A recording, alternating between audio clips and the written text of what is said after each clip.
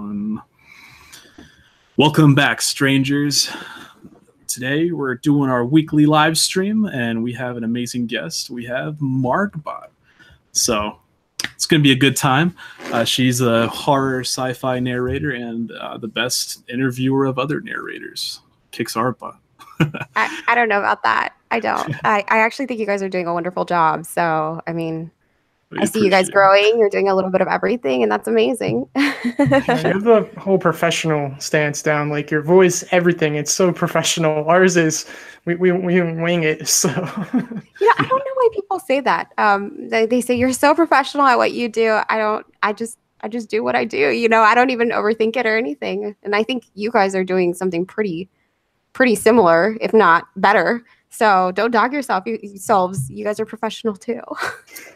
We're like the poor man interviewers, but we are excited to kind of flip the table and be interviewing you. So it's gonna be a good time. For anyone that's new to our channel, my name's Blake. I do editing / voice stuff / whatever, man. It's just strange stuff. Yeah. I'm Ethan, another half of the Strangest. I help write the scripts, edit some, post stuff on our social media accounts. You should follow if you're not already. Together we do, in case you don't know, we do unsolved mysteries, travel to haunted places, do different videos on that. Try to do it at least once a week, and then we do weekly live streams every Friday. So usually we have a guest or it's just us. So check us out every Friday night. But I'm really glad we could interview Margbot because we were on her channel a couple months ago, and we had her briefly on a stream last month about Reddit and the YouTube horror. So I'm glad you could join us. So how do you introduce yourself to strangers on the internet? Did we do a proper introduction, or how do you describe yourself? A description of me? I don't know. I feel like you guys have so many more subscribers here than I do, so I probably should tell people that I'm basically known for the interviews in the community and the horror genre. Mostly the narrators, some of the creators of music, some writers, and I also do stories occasionally because I actually started out narrating creepypastas. But what I'm known for is the interviews. Sure. How did you get into doing the interviews? Like, what was your idea for doing it, and how did you get started? Honestly, I think the reason why that even came into mind is because I wanted to know more about the channels that I listened to, because I originally stumbled upon this community, and I had no idea there was an actual community. I think it was actually Creeps McPasta. My memory's terrible, by the way, but I do think it was Creeps McPasta, and I commented on his videos and things, and eventually I just found actual Twitter and the Twitter accounts after I made my own channel. But I realized that there's nothing out there, at the time, there was nothing out there in regards to Creeps or any of the other narrators that I had, grown to watch. So I wanted to get to know more of the people behind the channels. So I thought, hey, why not reach out and try to interview them? So that's how the idea was born. Were you nervous at first? Like, how did you prepare for it when someone said yes? It's really odd because I started out doing it with friends that I had formed in the community. So it was easier. But as I went on, and, the people who I was interviewing weren't as acquainted personally with me, I realized I was just kind of, I don't know, I guess a natural, not to sound cocky or anything, but even in real life, I'm one of those people that other people come to and they tell them their life stories. I guess there's something comforting about my presence, and people feel they can open up. So I think that kind of transferred over into the interviews where people are just, that's why, like you guys said, just you should feel like you're just hanging out, like you're just with friends. And that's what I tell people when they're nervous too. And, eventually they do have fun and they do enjoy the interviews, and that gets them to, communicate a little bit better. Yeah, we've definitely noticed that too. At first, everyone's kind of a little, to themselves. You're like, all right, I don't want to talk, but by the end, it's always a good time. Yeah, that's what I try to do. Yeah, it's a good time though. It's really good getting to know different people in the community. So I've really enjoyed it. So yeah, for sure. And I mean, I think that's why I'm known in the community more for my interviews, is because I kind of try to tease out the personalities of these narrators that people have been listening to for forever, or they're just now getting to know. And it's a nice feeling to know that there's these, actual human beings behind all these stories that they read, I guess. Definitely. Because, I mean, and that's something we kind of thought about when we first started. It's like people are hearing our voice through our videos, but they don't really know who we are. Like a lot of people, it's kind of hard to introduce your own personality into your videos. So it's nice to have an opportunity to do stuff like this where you get to kind of flesh out who someone is, see what's behind the voice. You know, I like that. So it's good. We're people. Yeah, we are people. I think that's, you know, that maybe that's a bad side of me doing interviews or with being very involved with the community, because there was a period of time where I was even more involved with the community. And I'm pretty sure anybody who's followed my channel for at least a year is aware of that I was way more entrenched into the community. And I had a friend once call me the Barbara Walters of the horror community. But Barbara Walters was able to interview people that she may not have been fond of. And because I've gotten to know so much about the community, it's kind of put me off to interviewing certain creators. And some of them are creators that, you know, everybody knows and loves, but I know a little bit more about them, or maybe I know too much about them. And it's kind of like, no, I don't really want to interview that person. I don't want that person on my channel, you know? So, yeah. Well, definitely. I mean, you're judged by the people, the company you keep. So Yeah, if you have definitely. somebody that you don't care about, I mean, chances are eventually they're going to find out how that person is. And then you're just like, oh, well, she associates with them. Yeah, so exactly. I don't blame you. Yeah, Swamp mentioned that to us, like how you have to be careful if you collaborate with someone and then their channel dies, then it just looks like you're promoting someone who doesn't really care, and then you kind of devalue your other collaborations. So you have to be a little bit careful about who you choose to work with. So yeah, and you know what? That's really sad. I was actually just I tweeted out about that a couple of days ago. I understand that real life happens. You know, sometimes people are no longer able to continue this for. I mean, I don't want to invalidate other reasons, but you know, for real reasons, for real issues. But it always bums me out when a channel that I interviewed just completely goes off the radar. Some of them entirely announce, hey, I'm shutting down. I don't want to do this anymore. This is boring. And others just disappear. And it's just sad, you know, because it's like, it's not just the fact that I took my time to try and interview you, to try and help you grow or try and get people to know you better. But it's the fact that, you know, well, there goes your effort too, you know? yeah, that's true. I didn't even think about it's also your effort kind of going downhill. That's a really bad way to look at it. That's kind of pessimistic, but still, I mean, it's true though. It's true because I mean, if that the time you put into it, like preparing for stuff, and then you promote it and like introduce your subscribers to it, and usually like especially when we like work with like a smaller channel, like it's like really kind of like champion them, like because it's like we really like the channel, so we want it to grow. And then if it went quiet, we haven't had anyone really go quiet though, so I'm really That's glad. great, and I hope it never happens. Yeah. I really do hope it never happens. I feel like maybe I caught a little bit more of it because I've been doing this since before the whole adpocalypse. And I feel like the first kind of wave of people who left were because of the initial apocalypse. And then now there's people who are dropping because of the recent changes. So, you know, it just kind of comes in waves now. Whereas, you know, you guys are fresh and, you know, everybody who's here, I feel like is going to stick it out still. So, yeah, there's that. Going back to the whole thing with Swamp, because Swamp was such a promoter of absolutely everybody who, you know, that he believed in or that approached him. I mean, I get demoralized when people kind of quit, but I can't imagine how he feels because I know he really puts his heart and soul into promoting other people. And then to have people, I know that there's been people who have been completely ungrateful of, you know, his help, and that's just awful. It's just going back to the whole thing of you know, the company you keep is kind of important. I can see where he's coming from. Yeah. Yeah, Swamp's great.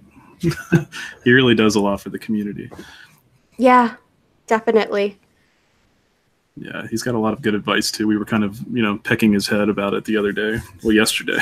It's like, so, you know, you got any tips we can steal off you? He knows a lot, and it's crazy because, I mean, I've interviewed Swamp, I want to say 3 times, funny enough. Once when he first started, and that interview didn't Go the Greatest, and then I had to interview him again, and then I think I interviewed him a third time for his anniversary. I can't remember, but it's interesting to know how much he's grown as a YouTuber and as a person when you go back and you look at those interviews. And his knowledge now is just so extensive on YouTube, and I mean, it's working for him, so he must be doing something right. Exactly. Yeah. And he just he talks about it too. He doesn't. I mean, he shares it. It's really nice, and it's like deep stuff too. So it's like you gotta be taking notes. Like it is, it's impressive. So Yeah, definitely. Yeah. Thanks everybody for joining us. Sorry, I've kind of slacked on the chat. It's good to see you guys though. I'm just gonna catch up a little bit. Hey, oh, it's Rebecca. Never mind. Hey, Carrie. Hey guys, how are you, everybody? And if you guys, came here because of me, please check out the Strangest channel. They're awesome guys. And subscribe to them. They really do have good content, and they definitely put a lot of effort into their creations. Oh, hi, Leah. Let's see. Yeah, same goes to everyone that's, may not be introduced to Margbot yet. Check it out. It's good stuff. Check it out. Check her out. I don't want to assume genders on a bot. You never know. This is 2018. Definitely a female bot there. Yeah. The voice seems feminine. But yeah. Hey, Flying Llama Lover, Christopher. I'm not going to try to pronounce your last name because I'm awful. After Dark Paranormal. Charlene, Mariana, Sightless, Saunderer. I'm close. Madre Verbowski. Lay. Okay. I think we got Harry. Yeah. Okay. Tuxedo Cat, hi. Oh, hey, Tuxedo Cat. How's it going, man? Long time no see. Cool. Do bots have genders?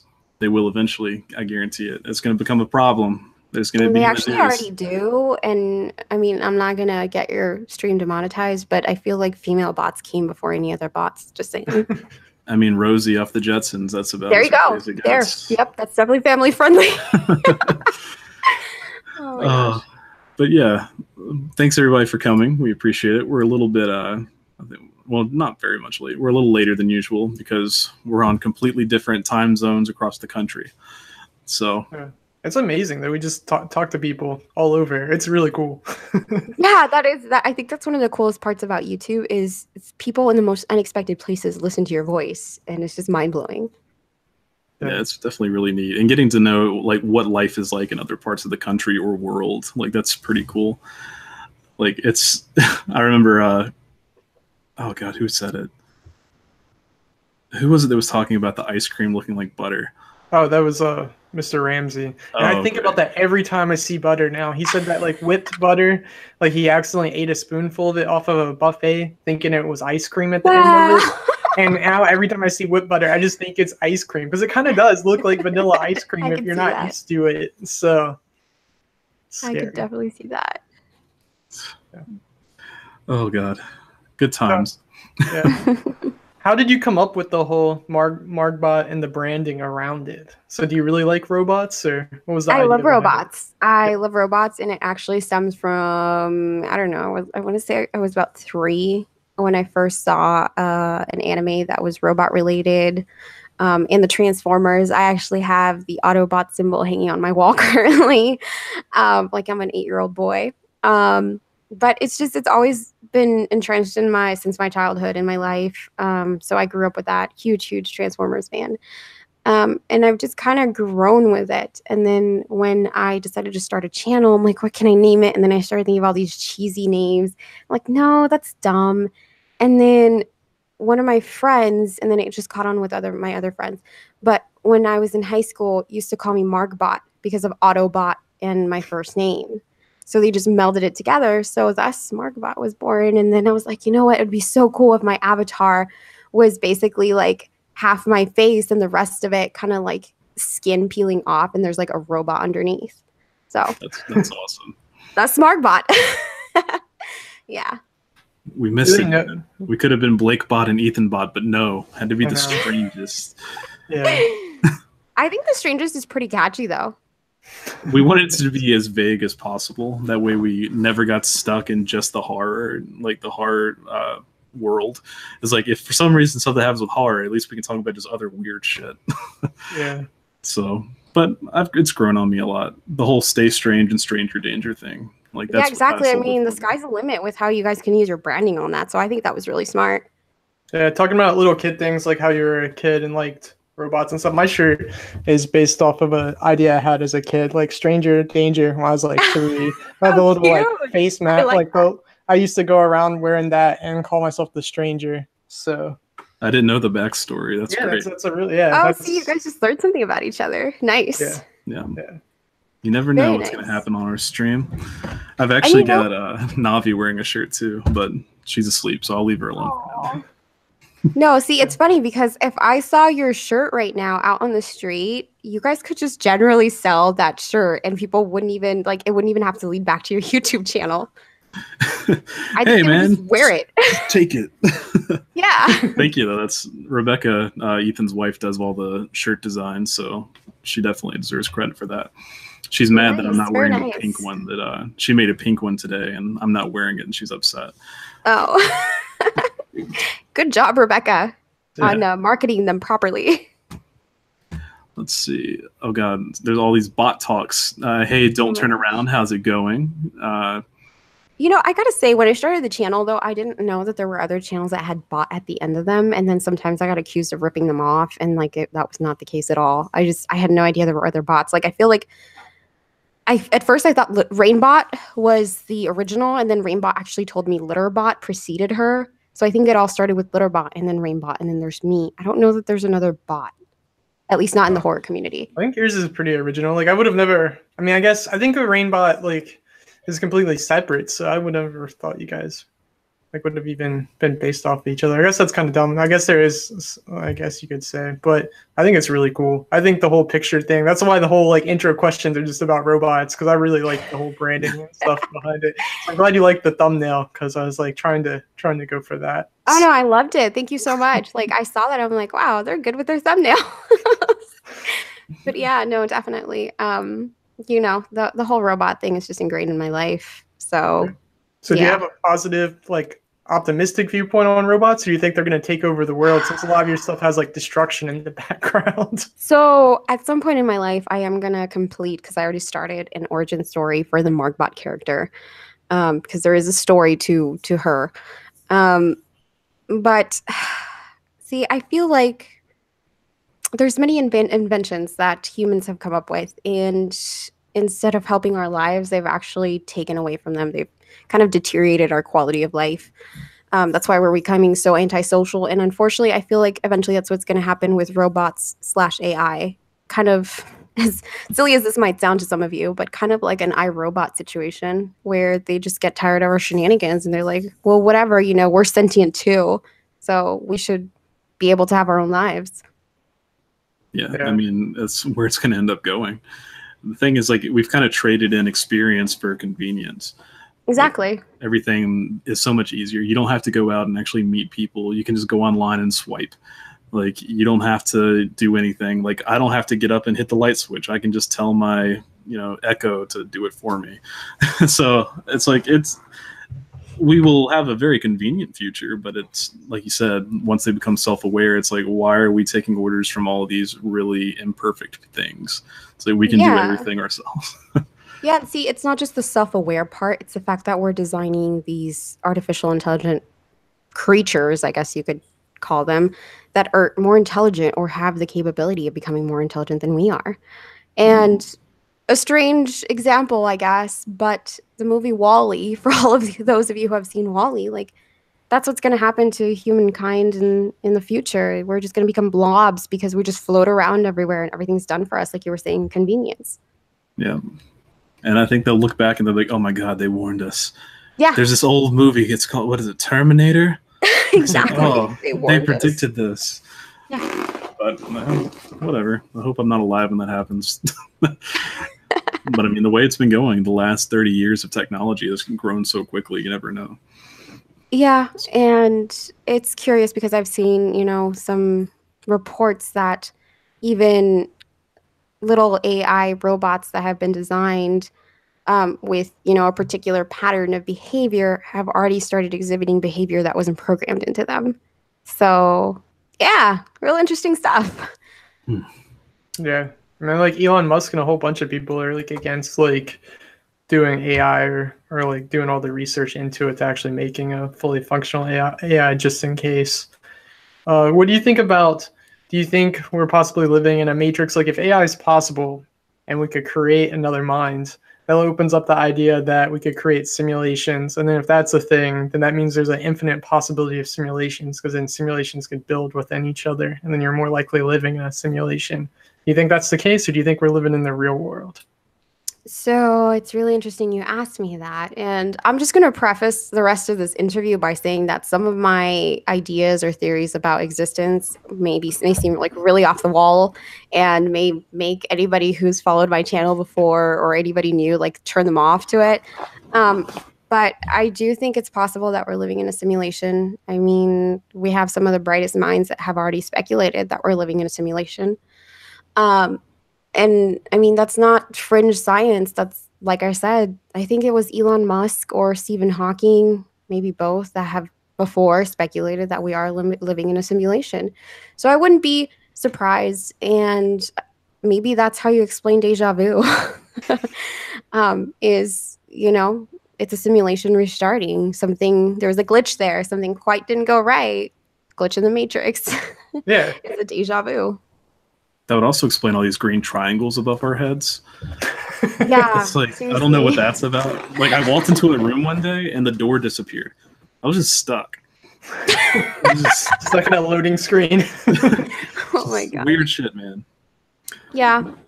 I think it is possible. I think there's a lot of sci-fi ideas out there that, I don't know, are completely possible. Maybe they're not that fictional or not as fictional as we think they are. And that's what gets me about Black Mirror. It's like it's all these futuristic stories that it's like, oh man, that's definitely going to happen. Yeah, exactly. Too much technology. And it always comes back to me like the little quote. It's like we spent so much time trying to figure out if we could that we didn't stop to think if we should. Yeah. It's like, exactly. yeah, we can probably make some really cool stuff, but should we? Probably not. Yeah. I mean, we're already putting chips in people to make sure they don't go missing. So That's another thing. Like when I was a kid, my family is really religious, and they always talked about the mark of the beast and how, you know, there was going to be, you know, they were going to put chips in people and it was going to be the sign of the beast. And I'm just sitting here thinking, man, it would be so convenient to just pay with stuff with my hand. Like I can see it happening. I'd probably be okay with it. You can do it with iWatches now, man. Just Apple Pay, Bing, with the certain like Subways and stuff like that, McDonald's. yeah, So- next they'll go on your skin. It'll be like a barcode or something like that. Yeah, the Yeah, only thing that's- I don't like is they'd start, you know, putting in stuff you don't know about. It's like, oh yeah, you can do all this convenient stuff.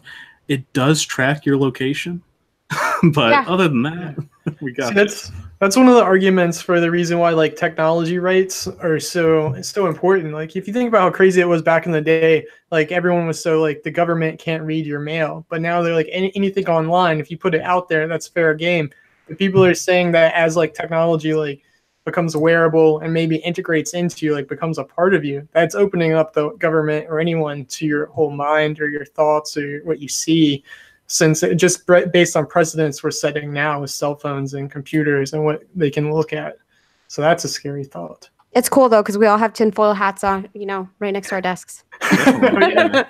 We really should keep those beside our desks so when we go into conspiracy theories, that's just like our segue into a That would be conspiracy hilarious. You guys should definitely do that. theory. On that. No, I agree with all that. And the thing is, they pitch it to us in a way where it's like, oh, it's making your life more convenient, like you were saying earlier. And it's like, oh, you know, we can suggest restaurants that are around you, so let us track you. And it's just, I mean, there's so much that entails. I think that's why I kind of respect Apple. And I know maybe they're doing it under the table anyway. But the fact that Apple won't unlock Apple phones for, you know, the authorities, I respect that. Yeah. And I understand where sometimes it may seem necessary, but it's like a snowball effect. If you do it this one time, then, you know, you're kind of giving them a way to pretty much hack into anybody's phone. And there goes privacy. Yeah. And then we're living in a dystopian future, next thing you know. Like literally the other day, my phone made this weird beep I'd never heard before, and like there was no new notifications. I just looked over, I was like, "Oh, god damn it, fucking government!" It's like they got me. Then I also, like I said earlier, I have the Echo, Amazon Echo, and it's like, if they want to listen to me, they probably can. So yeah, they probably, sample your sounds there every so often. I know you guys have heard of this before. You guys probably do this yourselves, but the people who put tape over their cameras, my desktop for YouTube is actually in my room. I don't have a camera on this. There's a reason for that because I've just heard of all the hackings that have happened. It's not necessarily just the government either. It's just we become so accessible to the world around us, we forget who we're letting in. So. Exactly. And again, Black Mirror kind of made me paranoid about webcams too. It really just makes me paranoid about everything. It should. Yeah. Don't turn around said the blue light in the background is so cool. I keep thinking a bot is going to appear over there. I hope not. I'll just apparate in your house. Just teleport there. Oh, God. Like, it already freaks me out because my mic hears things I don't. So I'll hear something in the background. It's like, what was that? Oh, my gosh. Okay, so I was actually just talking to another narrator about that earlier because, basically our mics are very hypersensitive to any sound that we don't even hear. So when you're wearing headphones, you hear sounds maybe outside or whatever. But earlier today, I had the headphones on. I wasn't recording or anything, but the headphones were plugged into the mic. And I was hearing sounds like if somebody, because it was pointing towards the kitchen, like if somebody was in there and there were things dropping. And I'm like, why am I not hearing that without the headphones? Because it sounded pretty loud. And I'm like, I'm the only one in the apartment right now. What is going on over there? No thanks. No, that's a hard no, dog. God, it's creepy though. I mean, it also makes me wonder how deaf I am. Because it's like, I know that my hearing's getting worse, but it's like I'm hearing things that I'd never, like the dog hears it, the mic hears it, I don't normally hear it. But yeah, it's a sad day. Does it comfort you that the dog hears more than you anyway, even when you were a child? Like, they have extra good hearing, so. Yeah, she hears anything. Like, it's funny. I mean, look at dog whistles. You can't hear that, but they can hear it. Yeah. Whenever I have company, she's the first to know. So. It's good to have a little protector, man. She's going to be a big protector, too, man. So. Yeah, she's garbage at protecting, though. Like, if someone broke in, she'd just play with them. I think if they were really trying to harm you, though, some instinct would kick in, man. Get to find out. We'll see. But yeah, she's getting big. She's already, I hate to wake her up. Hey. She's already, like, closing in on 30 pounds. Wow. She's only a few months old. So she'll probably be around 50 to 60. She's a horse. So have you seen Black Mirror, Margbot? Oh, for sure. I think they kind of lost me with the last season of it. It wasn't as good in my opinion. I think I only watched a few episodes of that, but it's definitely our age's version of the Twilight Zone. And, I agree that it kind of foreshadows our future. I think it was the very first episode where they're rating people. And it's like, oh, well, you can't use this because your rating is this low and you can't go on a flight and you can't rent this. Like, I feel like we're heading that way with our swipes. Yeah. I mean, it very well could. That could become the new credit. Yeah. So it's crazy. What is that what's your favorite episode?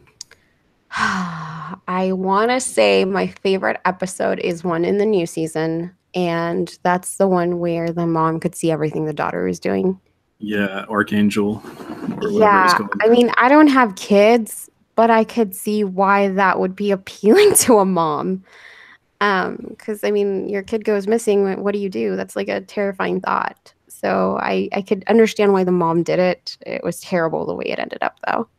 Definitely. I really like Shut Up and Dance.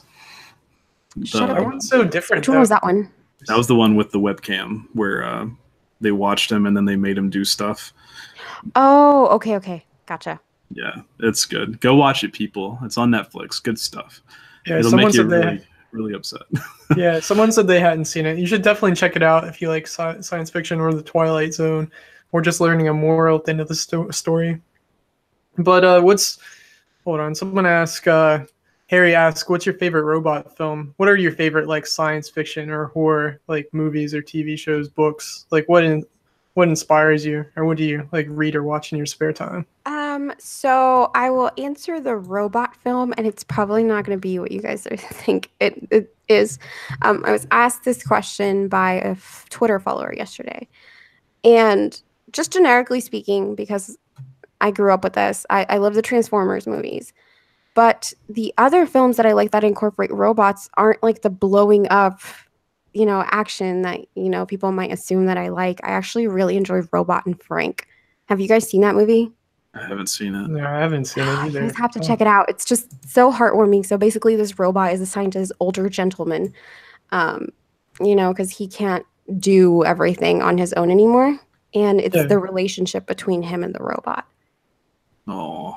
Yeah. Is it older or is it it isn't an old movie. I want to say it came out within the last 10 years. Okay. Let's check it out.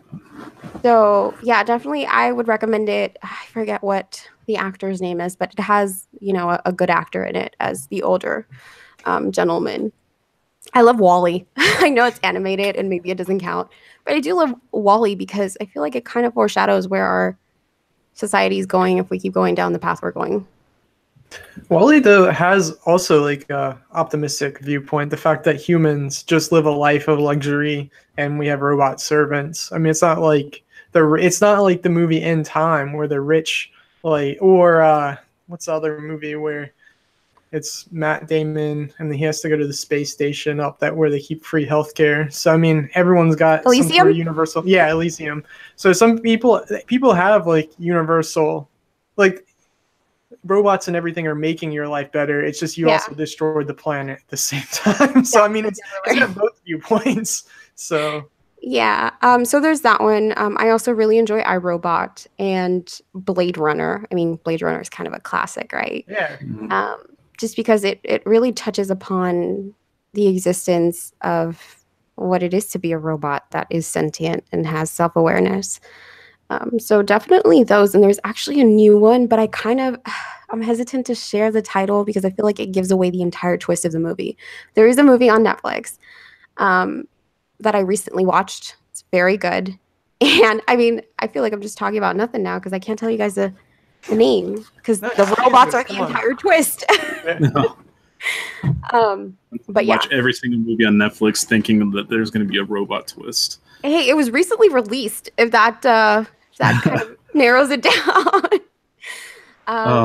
But yeah, so that's answers the robot question. Now, as far as what do I like to watch, that's like horror/sci-fi.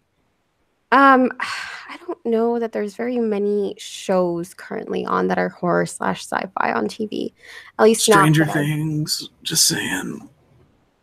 Stranger Things is a good one. I mean, that's pretty much like the only like main one that I watched. I loved the first season of Stranger Things. I couldn't get into the second season. I watched like 3 episodes and it just wasn't there for me anymore. I don't know what happened. Yeah, some people have bad taste, but I'm kidding. But no, I enjoyed it. I don't know which one I liked better. I think I was hoping for more of like a connection between like them to explain more, I guess. Maybe the 3rd season will be better. But I really like that. I'm a sucker for the 80s genre. Like the 80s horror genre, what was it? Super 8, stuff like that. So. Yeah, okay, so this isn't horror. Well, it kind of is horror. But it's more dystopian. The Handmaid's Tale. I'm a huge fan of that. That's a series, right? Yeah, it's a series on Amazon. So I'm a huge fan of that one. And did you guys ever watch the Being Human, the UK version, not the American version? I haven't. Okay. I feel like it hasn't been on for a few years. I want to say like 5-6 years. That was a really good show. And that one was basically a werewolf, a vampire, and a ghost living together. I was about to say, I think I've seen this movie. It was like Twilight. But you'd had to throw the ghost in there. Oh, yeah, so, no, not Twilight. Sorry. Close. No ghost there. Very close. No, actually, this is way better than Twilight. Sure. But I highly recommend the UK version. So if you're looking for some horror show to watch. As far as reading, this is horror sci-fi, and it's actually being made into a show, which I'm very apprehensive about. It's one of my favorite book series. It's called The Passage. The first one is called The Passage by Justin Cronin. And that one about vampires, but not in the sense that you might think. It's one of those viral vampire situations. It was very good. Highly recommend it. hopefully they don't murder it. A lot of times when they do. It's gonna be on Fox, so we'll see. But it is Ridley Scott who's involved. Oh, that's good. So we'll see. I'm crossing my fingers. Trust me. Yeah, I think if he's in there, I think that it'll make sure it's good. Yeah, and hopefully, it continues after one season. So true. But yeah, I mean, those are the things I'm into as far as watching. What are your opinions on American Horror Story? I know it's definitely got a lot of ups and downs. It really has. Mostly downs lately. I watched the first episode of Roanoke and I stopped. That's a bad time. That's where I stopped. I like the first season and the third season, and this next season is a crossover between the first and third season, so I'm excited about that. But yeah, I haven't honestly I never saw Roanoke or any of the other ones, but I heard they were terrible. I stopped really watching at Hotel, even though my interest was kind of waning then. And then I gave Roanoke, like I said, a chance. I watched one episode, and it had like this documentary feel to it. I don't know if you've ever seen that show called A Haunting, where they like interview people that these paranormal things are happening to. Yeah, it was like a terrible version of The Haunting. I heard it was really weird, but Jessica Lange is coming back, and I feel like and I'm so hopeful. I am so hopeful. That's why I'm going to be watching again, and yeah. Because I mean, if you notice, when Jessica Lange left, the quality just kind of went down. Yep. The question is, which came first? Did the quality decline because she left, or did she leave because she knew the quality would decline? Haha. That's a good question. That's a true point. I don't know. I like Freak Show though, and that was literally like the last one that she was a part of. So, I couldn't watch the Freak Show because I don't like clowns. Oh, that's the best. Like, I think you got to watch what freaks you out the most. Like for me, it's like mannequins and dolls. Like that gets me. So Dead Silence is one of my favorite movies. Ooh. But clowns, that's up there. I mean, I love it. So. See, I went to watch it, and I jumped in the theater. Like I was like facing my fears with my sister, and yeah, I mean, I don't regret it. Don't get me wrong, but I won't often willingly put myself in the path of a clown. Yeah, I was very happy with it. I think I always feel weird talking about it because it's so confusing, but it was a good movie. It was one of my favorite horror movies recently. I think they definitely did good. I'm excited for part 2. Like the first 10 minutes really threw me off guard, and I was like, whoa, this is going to be a good movie. So very excited to see that. But yeah, I think a lot of people are. Yeah, all the clowns. What's your favorite movie, Ethan? What, me? Well, as far as like clowns and fears, like what's your biggest fear, rather? Oh, I hate flying. That's my number one fear. So, I guess I don't really have a real. I guess my favorite scary movie this year, if you haven't seen it, A Quiet Place. I really think that's different. It's something cool. I mean, a lot of people liked Hereditary. Is that how you say it? Or Heredity? Something. Hereditary. Yeah, it's like I pronouncing stuff. Yeah, that was decent, but I really liked A Quiet Place, and I liked it. I mean, I've been reading more scary stuff. Like I read The Shining and the It books, so I mean, I like Stephen King. So I'm trying to think of a good horror movie for you. So you're scared of planes. How do you feel about snakes? Oh yeah, I know where you're going. I almost said that as a joke, but I mean, it was too low for you, but I went for it. Yeah. Talking about someone mentioned Flying Llama mentioned The Nun. I'm excited for The Nun because like The Conjuring is my favorite like horror, I guess, film series or universe. I think it's really cool. Like the first Conjuring and then second one, Blake like saw me jump and do stupid stuff in the theater. I'm really, really funny to watch a scary movie with. So I've told the story before, but we're just watching it, and then all you hear is "ah," and a phone just flies. Okay, so I have to ask, what is the scariest scene in any movie for you guys? Do you have one? Ethan's is probably. Hopefully, I'm right. Ethan's isn't even a horror movie. Wow. What do you think mine is? This Is the End.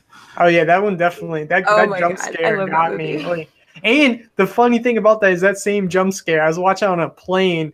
The last time I was on a plane, it got me again on the plane and freaked. Which scene? It's the scene with the demon. It just hops out of nowhere, and I wasn't expecting it. Every time it gets me. And I knew it was in there. It still got me.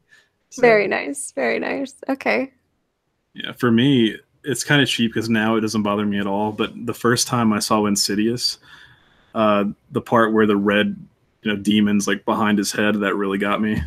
Like, Darth I don't Maul? jump. Yeah, Darth Maul. Like, his first appearance made me jump, and I usually don't jump, but it got me because it was just so sudden. It was like it's just like pan over, pan back there. So that got me. And I don't even care for Insidious that much anymore, but it still got me. What's yours? So for me, it's a tie of 2. One's going to sound utterly ridiculous, but I feel like maybe some girl in the chat can relate to this. I think it was the first Paranormal Activity or maybe it was the third, I can't remember. But there's this one scene where they're looking at them when they're little girls, the original sisters. And there's a ghost that just grabs her by her ponytail, and she's just levitating in the air, like by her ponytail. And I'm just like, oh my God, if that happened to me, I would just totally lose it. So yeah, it really freaked me out. The other one is in Sinister, which I highly recommend to everybody if you guys haven't seen it. Have you guys seen it? Very good. Yes, very good. Yeah, I love Sinister. Some people hate it, though. That's another scene. I know what scene you're talking about, and I agree 100%. What scene is it, according to you, mind reader? Lawnmower. Yes! Oh my gosh! That got me, because it was so unexpected. I was like, oh my God. Exactly. I mean, all of those little clip videos are just so disturbing, but the lawnmower one was especially disturbing. Yeah, that did make me jump because it was just like, all right, what's going on? And oh my God. Yep. And I own the second one. I haven't watched it. I know it's probably not as good as the first one. But it's not. But you know, it's still entertaining. The first one does have that factor that it's new and that you probably haven't seen anything like it, at least in a very long time. And the second one's like, okay, well, there's videos involved. So that kind of takes away from some of it. And, I appreciated the fact that they brought the cop back in. Like, that's the tie-in. So that was kind of nice. But yeah, I would watch it anyway. I want to watch that again. I forgot how much I like that movie. Thick Ginger asked, "Oi, Margbot, have you heard of Five Nights at Freddy's?" I have. One of my really good friends is actually really into it, or is getting into it right now, just because there's such a universe involved now.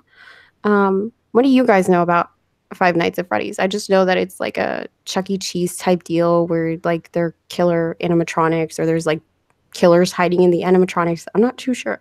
I know way too much about it. Oh God, you're one of those. Yeah, like I came in when the first game came out, and like there was no hipster. Yeah, I mean, really, it was like in the first couple weeks when I first started getting popular, and it was just a bare bones game that at first glance it looked like just a horror jump scare game, but then people started noticing little pieces in the background that told a story, and it just grew and grew, and like. It got to the point where there's such an elaborate story. It's so messed up. Like at face value, it's just these animatronics coming after you. But when you find out the lore, you realize it's like the spirits of dead children, murdered children that are, taking over the animatronics. So it's like, who did it? Who killed them? Why'd they kill them? It's evolved into such a thing. It's actually, they're making a movie out of it, which I believe comes out next year or 2020. But it's really a fascinating thing. Like it's can we have the Strangest Explains Five Nights at Freddy's video? I would love to do that. I've actually promised Thick Ginger that I would make one, but I haven't gotten around to it. It's just I hate, especially now with the duplication, but like I hate to just kind of relay what other people have already said because I have nothing to bring to it. Like I'm stumped. Like there's a Game Theory, if you've ever heard of him. He does a whole series on it that he just knocks it out of the park. Even the creator was like, oh man, you kind of nailed it. So it's definitely good. It's good. It's definitely worth looking into. I don't know if it's more interesting because I have been like there from the beginning, but like it's definitely a really cool game series. And the fun thing that's really cool about it is the guy that made it, he actually just made Christian games. And they never did well. People said that his figures looked like animatronics and they were creepy. So his last ditch effort as a game designer was to make a horror game, kind of not emulating, but capitalizing on his creepy figures. and then he just became a multimillionaire. Wow. So it's crazy. Let's see.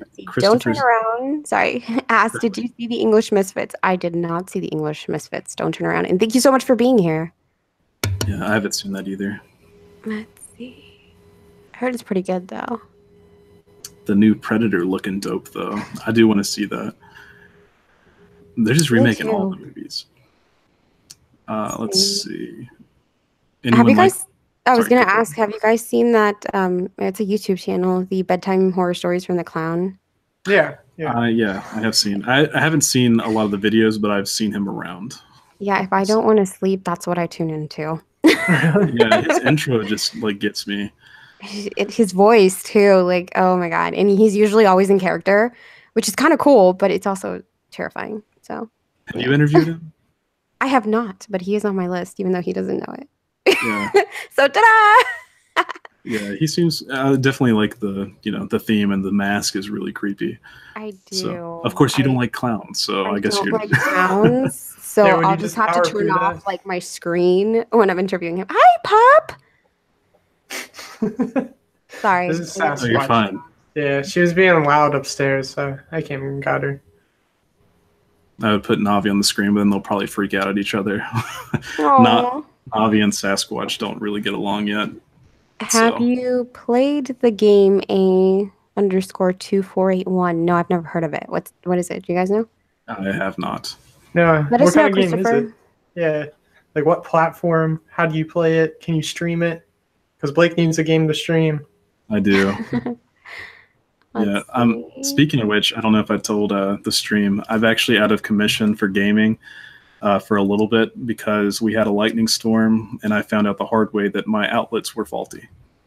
So it fried my computer, my TV, and my game capture. Oh my god, that's awful. Yeah, luckily 2 of the 3 were under warranty, but my TV was not. That's terrifying. So go donate to their Patreon, guys, because he needs a new TV. Just donate to the Blake Needs a New TV tier. Oh, also, we just released a new Patreon video today, if you didn't know. I didn't even know. I was going to say, did you even know, Blake? I didn't know. What's it about? It's narrated by Rebecca. Oh, really? That's different. It stars her, and it's different. It is really cool. So I had fun editing it. That's also the reason why we don't have a new video yet, is because I was working on that because I wanted to get it out for August. So that's all you get to know. So if you want to know what it's actually really about, go subscribe to their Patreon, guys. So it's actually about a stranger at the door of your house. A girl is home alone. So that's a quick thing. Our Patreon, we do, let's see, what else? Do shower narrations and let's see what other weird stuff. Post old, like our rough drafts to videos and stuff that gets cut. So that's a quick plug. Sorry. Let's shift to something else I have on the outline. It's cool though, because I was the one who threw it in there. It wasn't you guys. Yeah, I was trying to take advantage of it because we did release it today. So, but so how do you prepare for an interview? Like, do you ever freak out if it's a big YouTuber? Or what's your process? I don't have much of a process to prepare anymore. I think the only times I've kind of been shy or freaked out a little bit is when I've interviewed my favorite narrators. Those are probably the only times I ever like get kind of shy. And then it's interesting too because I tend to hang out with you guys. I think you guys noticed that last time. Like I hang out after we're not live anymore. Like I like to interact. Hey, I like making friends. Okay. Anyway, but when it comes to particular narrators, like I really look up to, or like that they're some of my favorites, I kind of shut down and I get all shy. But yeah, there's no real preparation other than sending out the questions, which, you know, initially I would give people like, I don't know, 2 weeks advance for the questions. And then I realized people were like not even looking at them. And, you know, there were a couple of times where I got 1 or 2 narrators that didn't look at them and they were kind of taken aback by some of the stuff I asked, which wasn't inappropriate or anything, but I guess they weren't prepared. So I'm like, maybe I should send them closer to the date. But now I've kind of gotten to the procrastination phase where I literally send it like 24 hours before. So that's my bad. But yeah, I mean, no real preparation. This is just me, like literally what you guys get on on the streams. It's just who I am. Yeah, I like that though. Like, I think that you're going to get a more genuine interview if you don't have time to prepare for a question. Like, I don't know, personally, I know some people, they like to know what they're getting into, but I like the shock factor. Makes you think on your toes. Yeah, definitely. There have been a few narrators where I've asked them questions that may have kind of been either personal or controversial. So those I definitely, let them know. Like, if you need me to take anything out, then please do so. I have gotten requests for a particular narrator that I personally don't know too much about, but I know there are some controversial things going on around the community about him. So I've been asked, it's a him. It's like half. That's it's a him. So people kind of want me to do like this kind of exposed video, like a Margbot exposed stream or something, and just come out and ask him about those particular things. But I don't know if I want to take my channel in that direction. So no, definitely. Yeah. Is it real controversy, or is it like, how did you grow so fast? Are you botting? Are you the real bot, or is it something different? No, that is the controversy. I kind of smelled that too, Ethan. Yeah, we heard that last night too, out of nowhere. I'm like, wow, this is really hitting home with people. Never thought it bothered other people this much. So that's interesting. So yeah. So yeah, we'll definitely keep that anonymous. What day is that coming out? yeah, what do you have? Let's blow that up. That might go viral. Oh my gosh.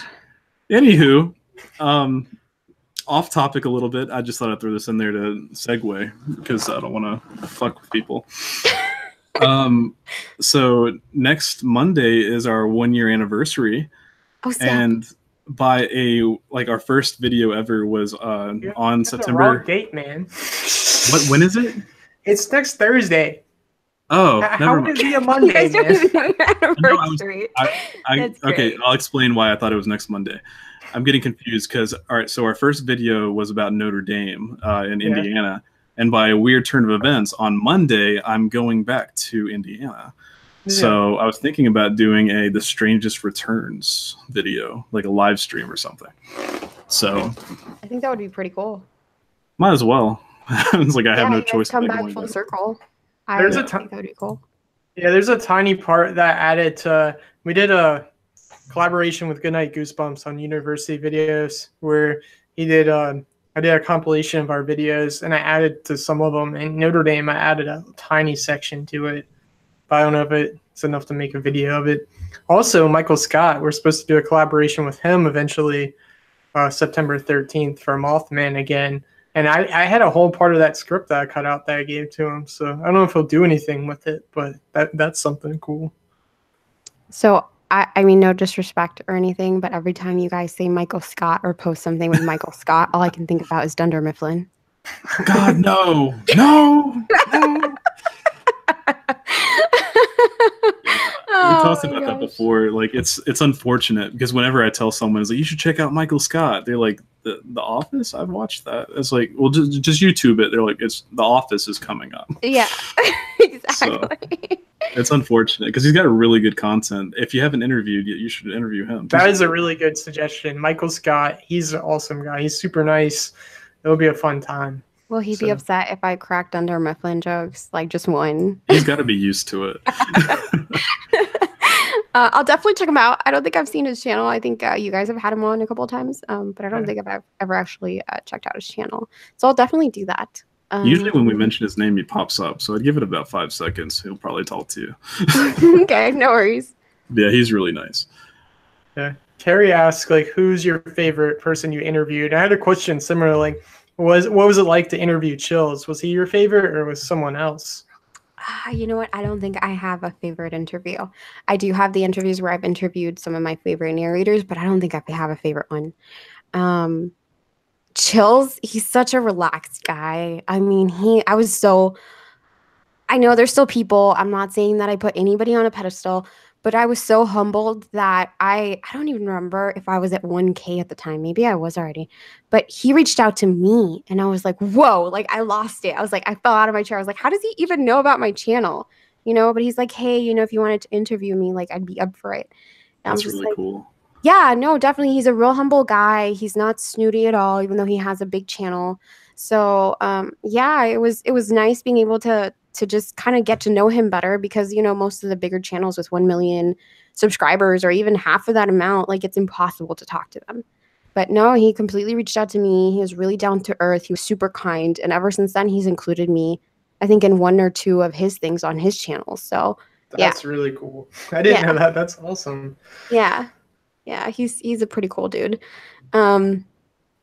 He tries to help out the community in certain ways, but I feel like because so much has happened, people don't realize it maybe. But he did a huge, massive, like I think record-breaking collab of a lot of the smaller channels on top 15s where he had 15 different stories, basically narrations that he gave, some of the smaller channels. Actually, I think all of us were relatively small channels. I think the biggest channel was probably like 200K that he included in there. But yeah, I mean, that was cool of him to do, to reach out to the community, even though he doesn't have to because he has a massive channel. How big was he when you interviewed him? Do you remember? He was definitely over 1 million. I mean, he's at what, like 2 million now? Yeah. Yeah. Yeah, I think he was over 1 million already. Like I said, super humbling. But yeah, no diva attitude there. It was really nice. Like it wasn't like his agent like reached out to me. I actually had a narrator reach out to me. I think I've shared this story before. I had a narrator once reach out to me through his agent. His agent at I think 20,000 subscribers, he had an agent, maybe less. And I was guaranteed all these quality views for if I interviewed him. It was really interesting. I still have the email. Yeah. I know back in college I did a side, like a business, and one of the things, like I promoted it with YouTubers, and it was I was amazed about the number of like agent responses I got and the number of like, how much are you gonna pay for this? I'm just like, whoa, I was not expecting this. I didn't know how, and that was back in like 2012, 2013. So I can only imagine now that's even more about the cutthroat about money. So you should tell them what the product was. I think a lot of people would be excited about it. Oh yeah, then we'd have to sell it. So have you guys ever heard about this amazing product called yoga pants? Back then it was more revolutionary a little bit. But if you're a female, have you ever wondered, like, why does your yoga pants not have pockets, or why are the pockets not comfortable? You can't carry stuff in it. But have you had yoga pants with pockets? Wow. Yeah. Mind-blowing. Yeah, they're actually pretty comfortable. I've never Ethan's wearing them right now. Like, no, yeah, that's why I sleep in. But no, from the people who have had them, they really like them. So I mean, Rebecca still has like a good supply of them. So when are you shipping them out? I mean, anytime. You can just direct message us. It's like $15, and that includes shipping. So we're doing a crossover where one ass cheek says stranger, the other one says danger. Yeah, if you do want like the Strangest logo on it, we could stamp it on there too. So that would be, you have to put a little bit more because I would go to Rebecca because that's her hard work. I feel like if you get stranger danger on your butt, though, I feel like that's the makings of a let's not meet story or a true scary story. Hey, we'll just tell them you have to submit your story to us. We'll reenact it. We made an extra pair to reenact them with. So no. Spooky Whispering says pockets are my lifeblood. Yeah. Pockets are every girl's lifeblood, just saying. Like when they're in our dresses, we love having pockets in our dresses. Yeah, I grew up with 3 sisters, so I know the importance of pockets. It's like whenever we went to like an amusement park or anything, they're like, can I put this in your pocket? Can I give you this? Can you put it in your pocket? It's like, just because I have 4 pockets, I'm not a 4. Wow. Oh man, the simple pleasures in life of having pockets. I agree. Pockets are important. All right, so sorry about that tangent. What's next on the thing, Ethan? Okay, so in your interviews, do you have any like regrets of things you wish you would have asked, said, or done differently afterwards? Do you ever have like a post-interview depression type thing? I had a situation like that, and it's a very particular question. I was like, why didn't I ask that? What DeBurk? Are you guys familiar with DeBurk 321? I am not. I'm sorry. He does countdown videos. So for most of his videos, I don't think he does them anymore, but for most of his videos up until that point, he had this weird little chuckle at the end of them. And I don't know, to me, that was kind of like his trademark. Because if you go check out his videos, trust me, you'll know what I mean. Like, check out some of his earlier. It's a very distinct chuckle. And I meant to ask him that while I was interviewing him, and I didn't. And I was beating myself up about it over it. And I actually messaged him. I was like, hey, I just have to know what's with the chuckle. Yeah. And it wasn't even something significant. It wasn't like a big deal to him or anything. I think it was just something that he did like the first few times, if I recall correctly, and then he just kept doing it. But to me, it was like, I felt like this was important. I feel like this should have been included in the interview because of the fact that it does stand out from his videos, because he's doing top 10 murderers or top 10 whatever, and all of a sudden he ends it in a chuckle, But yeah. So that was when I beat myself up about something I regret not doing in my interviews since the beginning. I try to do it now, but it's not asking the person or people I'm interviewing what their sub count is at that point in time. Because it would be nice to look back and be like, hey, this is who you were at 10K, or like, you were super hopeful at 10K and now you're not even there. No, not really. Yeah, what happened?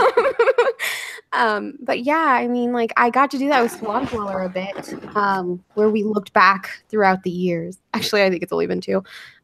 In like his third interview or second interview, we're like, do you remember this? Do you remember how hopeful you were? Do you remember how jaded you were? And this and that, So I want that ability to kind of have to be able to tie it back to like some growth, or to, like, okay, you've grown like 100,000 subscribers from the last time I interviewed you. What was that? Oh, the beep? Oh, no, I just saw you motioning at something, and I was like, what is he doing? Oh, sorry. It was getting hot, so I was turning on my air conditioner. Oh, gotcha. Nothing fancy. I thought you were motioning at something. I was like, what's he trying to show me over there? Is this a signal? No. The sub count idea is really, really good, because that's what I was getting with the chills questions, because I didn't know like how big he was when he did that. So that's really interesting. I mean, that's a pretty good point. And it does, like, it's a little time capsule then, and you have a better idea of it. Context. Yeah, exactly. So that is something that I regret not doing since the beginning. Yeah. Don't turn around to ask, have there been any interviews that went really bad? Oh my God. I know I've mentioned this previously on my streams, but it was Swamp Dweller's first interview, and this was by no means his fault. Let me make that clear. There was somebody, and this is where I quickly learned not to let people, even narrators, join my streams if I don't know them. There was somebody who was well respected in the community. They have a larger channel. Unfortunately, his personality doesn't transfer over well into live streaming. And he actually ended up having an argument with one of the other friends that I had on streams, because back then I was actually allowing friends on afterwards. I'm not able to do that as often now, but they ended up having an argument, which was kind of a heated argument in a way, because they both have strong personalities. And I was kind of like, this was one of my very first interviews, so I was kind of like a deer caught in headlights. I was like, oh my God, what do I do? This is what I get for, allowing somebody on the stream I don't really know. But yeah, that one went badly, which is why I actually had to take that down, and I interviewed Swamp a second time. So, but that's the only time I've ever had, knock on wood, hopefully the only time I ever will have, a negative situation in a stream. Have us on again, we'll change it. Yeah. Are they always live, or have you ever pre-recorded them? Nope, they're always live. I feel like that's part of it. I feel like it's not fun if it's not live. Like, I've had people tell me like, oh, well, why don't you pre-record? Because that narrator is like across the world or something. I'm like, that's just not my style. Like, I just can't send you questions and have you record them. Excuse me. Yeah. But I am more than willing to accommodate to people's different time zones. I think I've had a couple where I did them like Saturday at noon, because of the fact that these folks were in the UK or wherever they were. Yeah, it's definitely, it's crazy to think how different the time zones are, but it's cool to be able to work with people like that. Yeah, definitely. So when you got started, what made you decide to start your own channel? Do you believe in the paranormal, or you said you liked a bunch of other channels? Like, how did you get involved in all of it? How did you get involved in the life? I think the narrator life chose me. I didn't choose it. No, I'm just kidding. I think it happened because I was listening to other people. I wanted a hobby, and I was like, people often tell me that they enjoy my voice. Like most of my life, they're like, "You sound so pleasant," you know. So for whatever reason, don't ask me. It's totally irrational, but I'm like, hey, people like my voice. Maybe they'll like it for horror, which isn't necessarily the case because people who have a pleasant voice don't necessarily have. Actually, I feel like they're almost opposites. If you have like a pleasant, lovely voice, you probably don't have the voice for horror or freaking people out. But at the time, I was like, hey, people like my voice in real life, so maybe they'll like it on YouTube. And I just started doing this, and here we are. Yeah. Have you done any voice acting, or had anyone like ask you about it? Because you really could be. You should start on like Fiverr or Reddit for hire and just narrate stuff. Because no, you could do an audiobook or like little commercial ad reads because it is professional. You're like a newscaster, except you have like that professional sound, but you don't sound like a robot. So you have like the human side behind it. It's really fucking a good voice. So you got a fucking good voice. No, it is. It's a really like. No, I listen to a lot of audiobooks, and the narrator makes a difference. No, like I think the voice it's really cool because it doesn't sound too like it sounds human, but it sounds really, really good. Like there's a human side to it because some people are really good. It almost sounds like they're going through the motions. I don't know. I appreciate that. I really do. I've never had anybody approach me about audiobooks. I mean, it would be really fun to do. What I am involved in, and hopefully I'm allowed to say this because if I'm not allowed to say this, I'm sorry. But Crypt TV, are you guys familiar with Crypt TV? I am aware of it. I want to watch it, but I'm aware of it. Is it like, oh no, wait, that's a YouTube channel, right? Yeah. Okay, I was thinking of the sci-fi thing. It's like a cable. No, I have heard of Crypt TV as well, but I have not watched it. I've been told to. I'm an awful procrastinator. So they have their own little movies in there, and they have different shows. They actually have seasons that are just starting up for their new shows. There's the Sunny Family Cult. I know the Look-See is very popular. They are a bigger channel. They actually reached out to me to voice something that they're doing. I don't know if I can give too many details on that, but yeah, I mean, it was totally an honor to have them, like a bigger channel, reach out to me to voice something that they're going to put on their channel. That's really cool. Yeah. So hopefully that's coming out here soon. Definitely let us know when it comes out so we can, I mean, not now, but let us know when it's safe to say. So yeah, no, I'll definitely be sharing with everybody once it's out. I know a few other narrators were approached in the community as well, and they're definitely higher quality channels and bigger channels than I am. And I don't know. It was just, I think it was actually thanks to folks like Don't Turn Around. I don't know if you're familiar with his channel. Don't Turn Around, CZ's World, that, I even got noticed by them because I had an opportunity to, for a while, go to YouTube Space in LA. I don't know if you guys are familiar with that. Mm-hmm. But yeah, I got invited by these folks who have bigger channels to come down to the YouTube Space in LA when we were allowed to meet there, because we're not really allowed to meet there anymore. And yeah, I got to know them, and I got to know the Crypt TV person, and yeah, so here we are. I've always wanted to do, like, when we first started, we were under the assumption that there was a like a YouTube place near us, but there wasn't. It's New York and LA. Yeah, we thought there was one in Charlotte for some reason, but there was not. But yeah, it's really cool. It sucks that they don't let you guys meet there anymore. Like, it was such a good idea. I mean, I understand weeding people out, if they don't have a certain sub count, like just to make sure that, random people aren't coming in off the street. But still, like, it's such a good idea for the community. They should definitely expand and, be more lenient.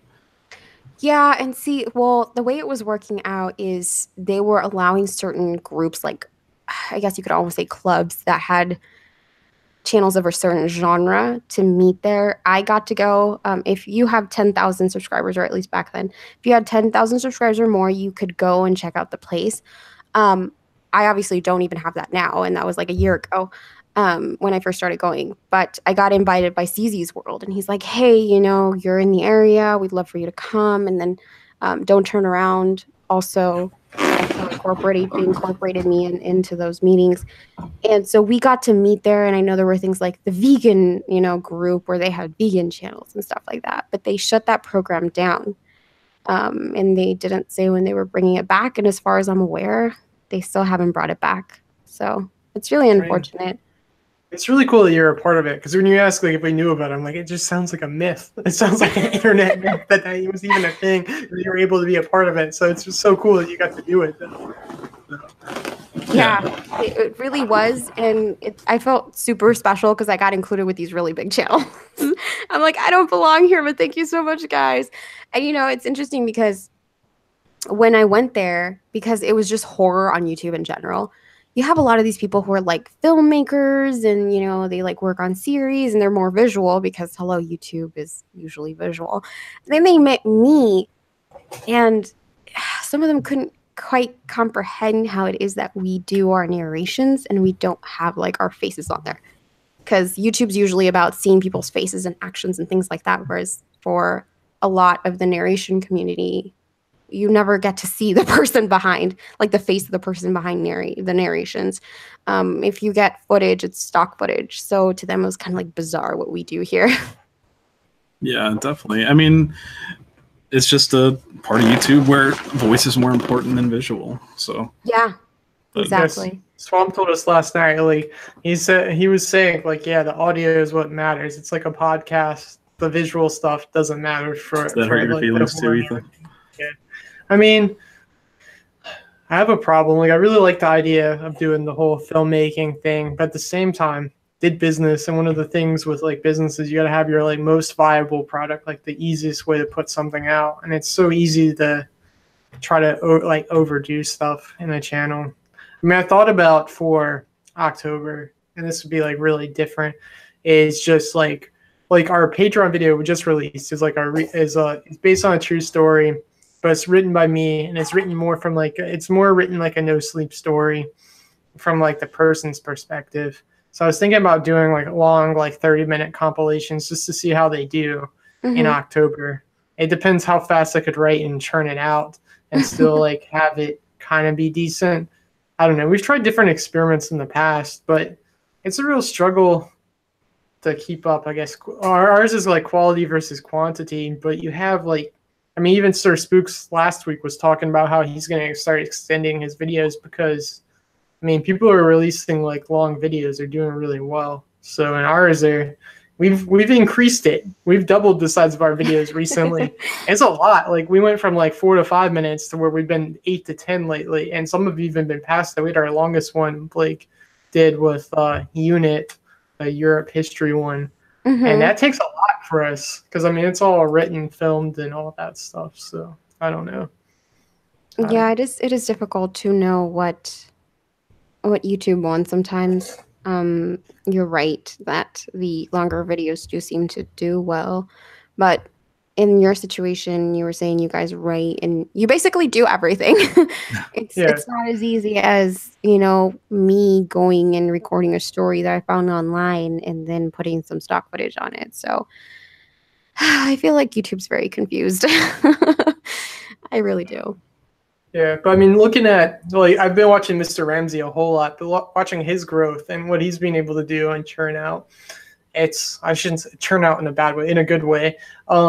It's impressive and it really helps. And it's made me try to think differently, but I don't want to lose at the same time what we're doing. So I think October will be a good month to try to experiment.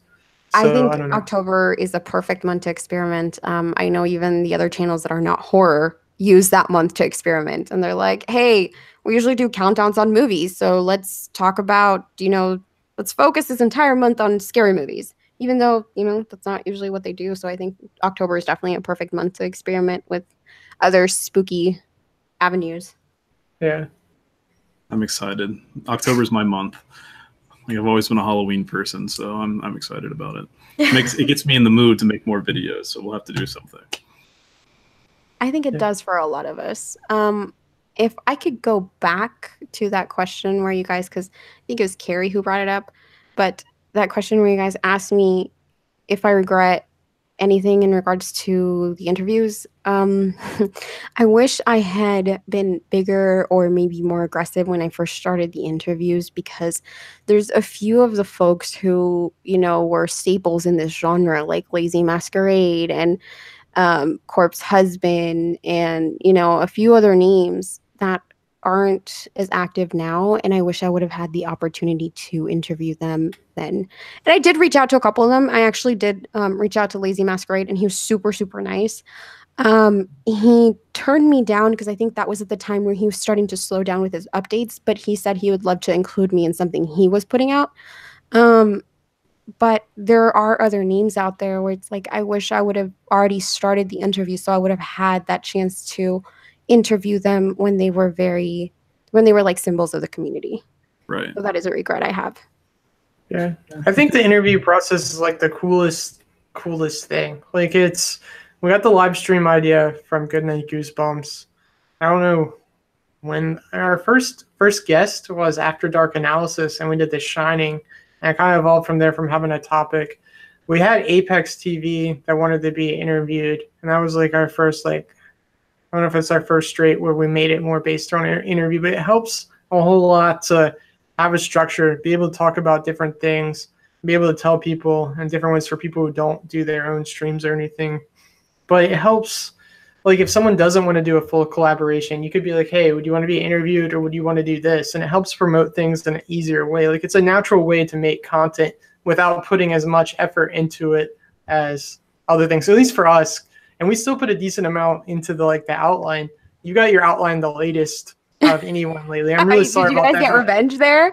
Because I gave you guys yours last night. No, yours was fine, and yours was like super easy because we were coming off of a stream, so it was like the best way to do it ever. So it was not. It was just I had a really busy time at work. Usually I have them done by like Wednesday, Thursday morning at the latest, but it was just like hectic, and I wanted to make it a little bit different. I didn't want to just like. The first idea for like just interviewing you, I almost was like going to mirror the questions and just copy. I'm like, that's kind of lame. So I just started from scratch. And that's how I try to do it, is just open a blank document and just put down random questions and then try to structure them from there, or pull questions I've used before. So it's a little bit different and we don't get too like systematic about it. So yeah, see, I try to do that to some extent. It depends on how much I know the narrator that I'm talking to. Like, I feel like to some extent I kind of did personalize it to you guys, but then there's other narrators where I really don't know very much about you. I love your content, but I don't really know anything outside of that. Like, you don't even seem to be on Twitter, so then they get more generic questions. Yeah, gotta do what you gotta do. Yeah. If it's someone we don't really know, unless it's someone like we look up to, like Apex TV, because him doing that was a really big surprise. Usually I try to base it around a different like theme, so make a theme and go from there, and then maybe try to insert their own personality. Like Mr. Ramsey was a big one for us, of just like, all right, you're going to be on stream, we're going to talk about Scottish stuff, and we're just going to hang out, because that's pretty much the plan. I hope you're up for it, staying up late your time. Thank you for doing this. So, yeah, he's pretty cool about that. Yeah, I noticed that for what you guys sent me, I think the theme was paranormal, which, funny enough, we actually haven't really talked about. Yeah. But yeah, I saw that there's a few of the questions you had that were in regards to the paranormal. That was actually next on the outline. So do you believe in the paranormal, or are you a skeptic? What are your thoughts? Have you had any encounters?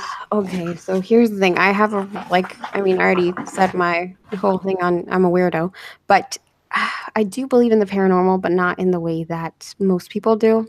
I'm gonna, not to get religious or anything, but I have this idea of religion that the way that things are explained by the Bible, which is the book that most people seem to believe in, there must, but to me, it's possible that there's a way that these are like scientific occurrences, or what we call as scientific occurrences, but they were explained in religious terms, if that makes sense. I'm not doing a very good job at explaining this. Like, no, you're doing fine. Most people don't know how to react or like share their own thoughts on religion. They just go to church and nod their head, or they just say, no, I don't believe in that. It's very like polar. Not that, I don't know. People don't really share their thoughts, so keep going. Okay, sure. So you know how people think of angels and things like that? Like, what's to say angels aren't the same thing as the aliens we talk about now? So kind of incorporating science and religion is the way that I view things, and that kind of extends to the paranormal, where people sometimes look at the paranormal like, okay, these are souls of people who have passed on, and there's that whole view of death, and usually it incorporates religion. The way I look at the paranormal is like, okay, well, we're all made up of energy, right? This energy goes somewhere, whether it be back into the earth or maybe in the form of ghosts or spirits. So maybe that is what the paranormal is. It's just us not being able to understand what happens to us when we pass away, or the fact that different dimensions kind of interact with each other. And maybe that's what shadow people are. So yeah, that's the way I view the paranormal. It's an interesting way to look at it. Like, so there's lots of different ways you could go with that. Even like in the second Matrix movie, they explain like vampires and stuff, or like ghosts as like other variations of the Matrix that carried over into this new one. Or you can even look at different like parallel universes. You have that idea that maybe things you see in the corner of your eye, like shadow people, is when like two universes like ripple together, or even like the Mandela effect when things transfer over, things are kind of colliding and exchanging. So a lot of people try to explain the paranormal in a more like scientific way. But I mean, definitely if you think about, I mean, just religion and older books in general, they share common themes of how to explain things. Because I mean, people really didn't know as much what's going on. So I mean, if you just look at like the Jewish diet and everything, like that's a good godly way to live if you're Jewish, but it's also like a good way to live like a healthy, clean, sterile life when you don't know what a healthy, clean, sterile life is, for like the benefits like naturally. Like you shouldn't be doing this, you shouldn't mix these things together if you want to be healthy. So I mean it's a different way to explain things and like separate yourself. So yeah, I agree. So I do believe in the paranormal, and I think there's a question where it asks, have I ever had any paranormal encounters? Yeah. So yes, I've had a paranormal encounter before, and I lived in a very old house when I was about 9. My parents were actually renting it. And at school, I'd heard a rumor that there were people who had actually died in that house. While I was living there, and it was mostly my older sister who had these instances, but there was like a shadow man in the house. Yeah. Though, you know how people talk about they see like a shadow person that looks like he's wearing a hat and a coat. Yeah, I almost used that. I was looking at that this morning, literally at thumbnails, and it kept coming up just for what I was searching, and I'm like, this is really creepy, and I read about it. So yeah. Yeah, so there was one of those in that house. Really? And, you know, sometimes he would open the fridge or move things around. And, well, we're assuming it was the same entity. But, yeah, there was one of those. As I got older, because I had no idea what, you know, that shadow people were a thing until I joined this community, actually. But as I got older, I got curious about that house I used to live in, because we actually ended up moving out of that house. There were, like, a lot of family issues we had in that house. And I mean, I'm not going to go as far as to say that it was because there was something in the house. Some people might think that, because I think I've read encounters where there's a correlation between negative energy and like these shadow people in homes. But yeah, we had a lot of issues in that house. We ended up moving out of it. And then when I was a teenager, I actually bothered looking up if there really were any murders or a lot of deaths around that place, because it was a mixture of different rumors I heard about that street corner, because the house was on a busy street corner. And one of them also involved Christmas. So I ended up finding that on that street corner, there was like a massive accident with this van that was full, like it was an entire family, that most of them died there because like a drunk driver ran into them. So I wondered if that ever had any correlation to like the negative energy in the house or the shadow person. And then when I joined this community, I learned that this was a thing. It wasn't just like there was one shadow person in this house and it was a spirit. Like there's different people who encounter the same form of shadow person with the hat and the coat. So yeah, that's my paranormal story. Did that make you did that freak you out more, knowing that other people had seen it, like validating it, or did it kind of ease you knowing that you're not the only one? No, it freaked me out. Okay. It definitely freaked me out, because it was down to what the guy silhouette looked like. You know, it wasn't like, okay, shadow people in general. It was like, no, he wears a hat. oh my God, other people have seen this thing too. It was terrifying.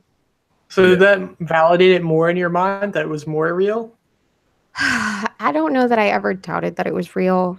I think it Really? was just Wow. like, yeah, I mean, I know that I was young, but I don't think I ever doubted that it was real. Not just because my sister would see him more often than us.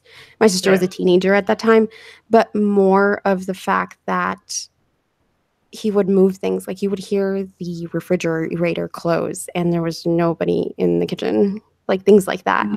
I'm like, well, you know, a fridge door is kind of heavy, so Yeah, they have some suction to them. Yeah. Yeah. So, yeah, I guess he liked to eat or something. But yeah, it actually it actually freaked me out even more that other people have seen the same exact shape. I wonder what it all means, honestly.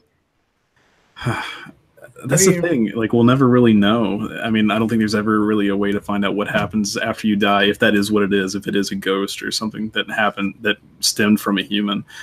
Like, I don't know. It's definitely creepy. I would love to see evidence of someone actually getting a video of this happening. That's like irresputable, like, what's the word I'm looking for? Indisputable proof, undeniable. It's just Photoshop, man. You can't trust anything on the internet. I know. Photoshop's too good.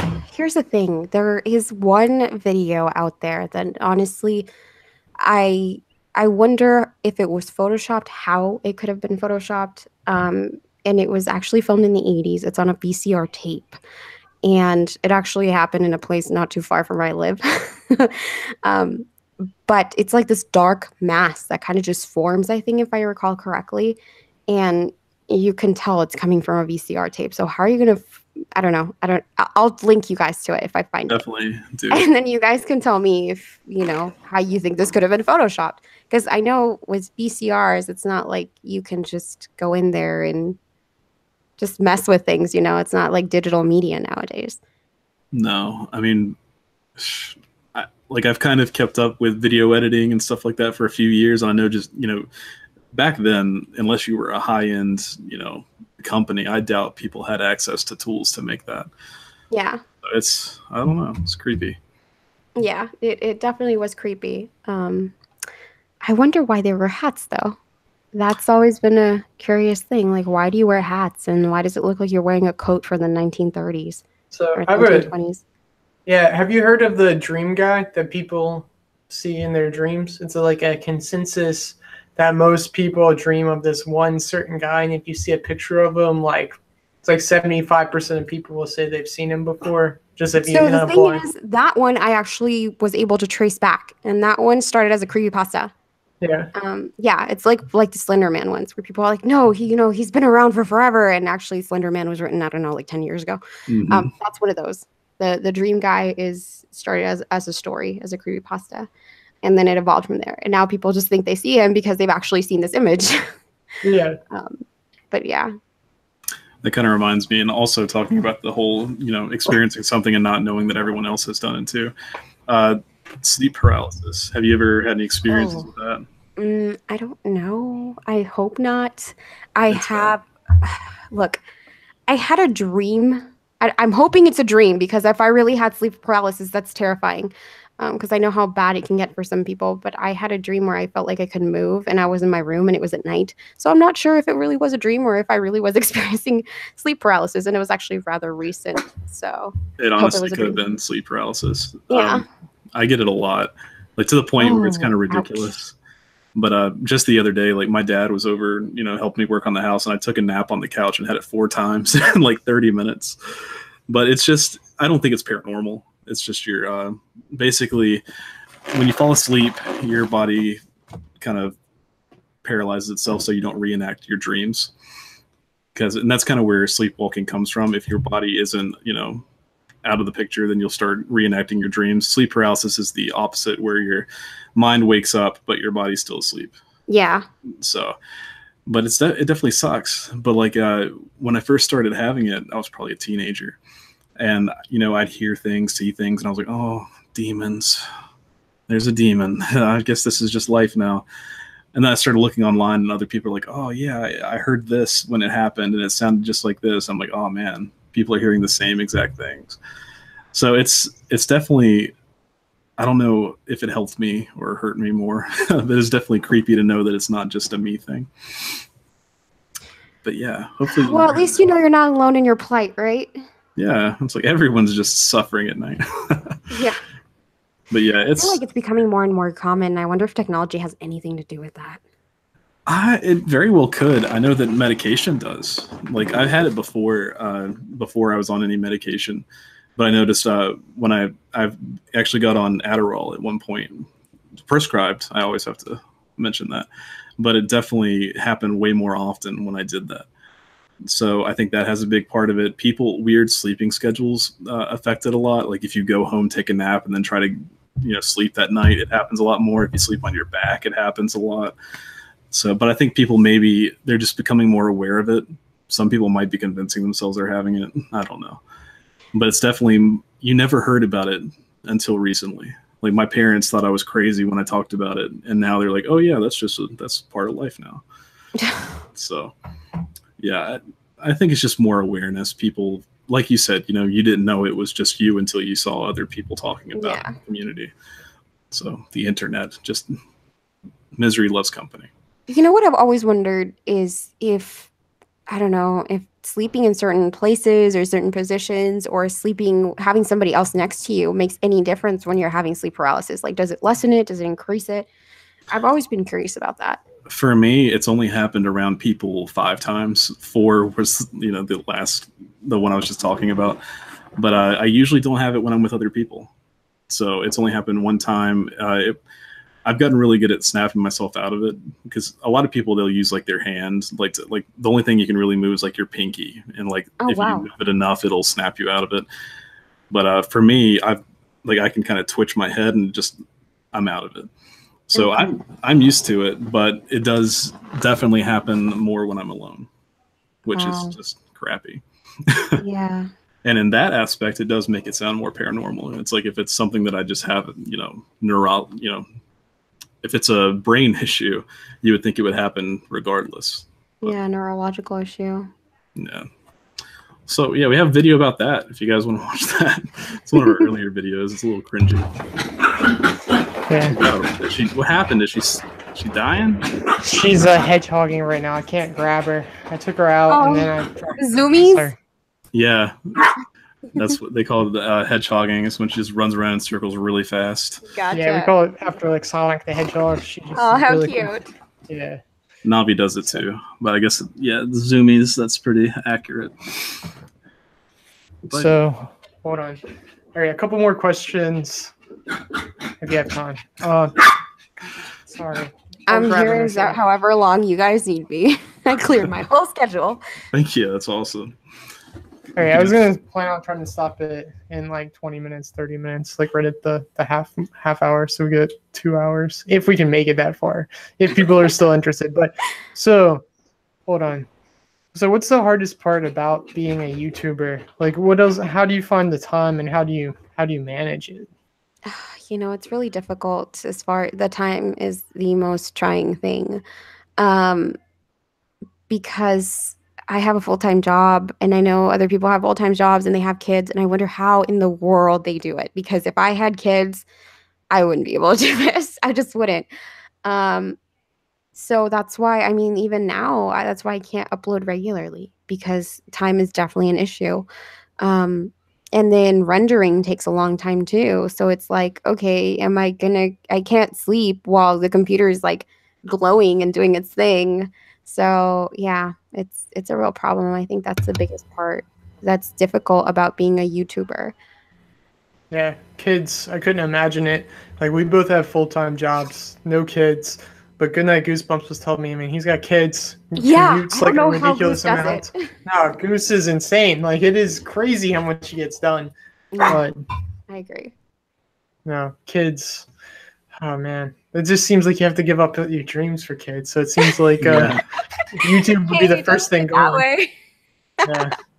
For some people, having kids is a dream, though. Like, it's something they want to fulfill. So I've thought about that. Like, one of the reasons why, like, a lot of people are coming out with like they have anxiety and it's crazy.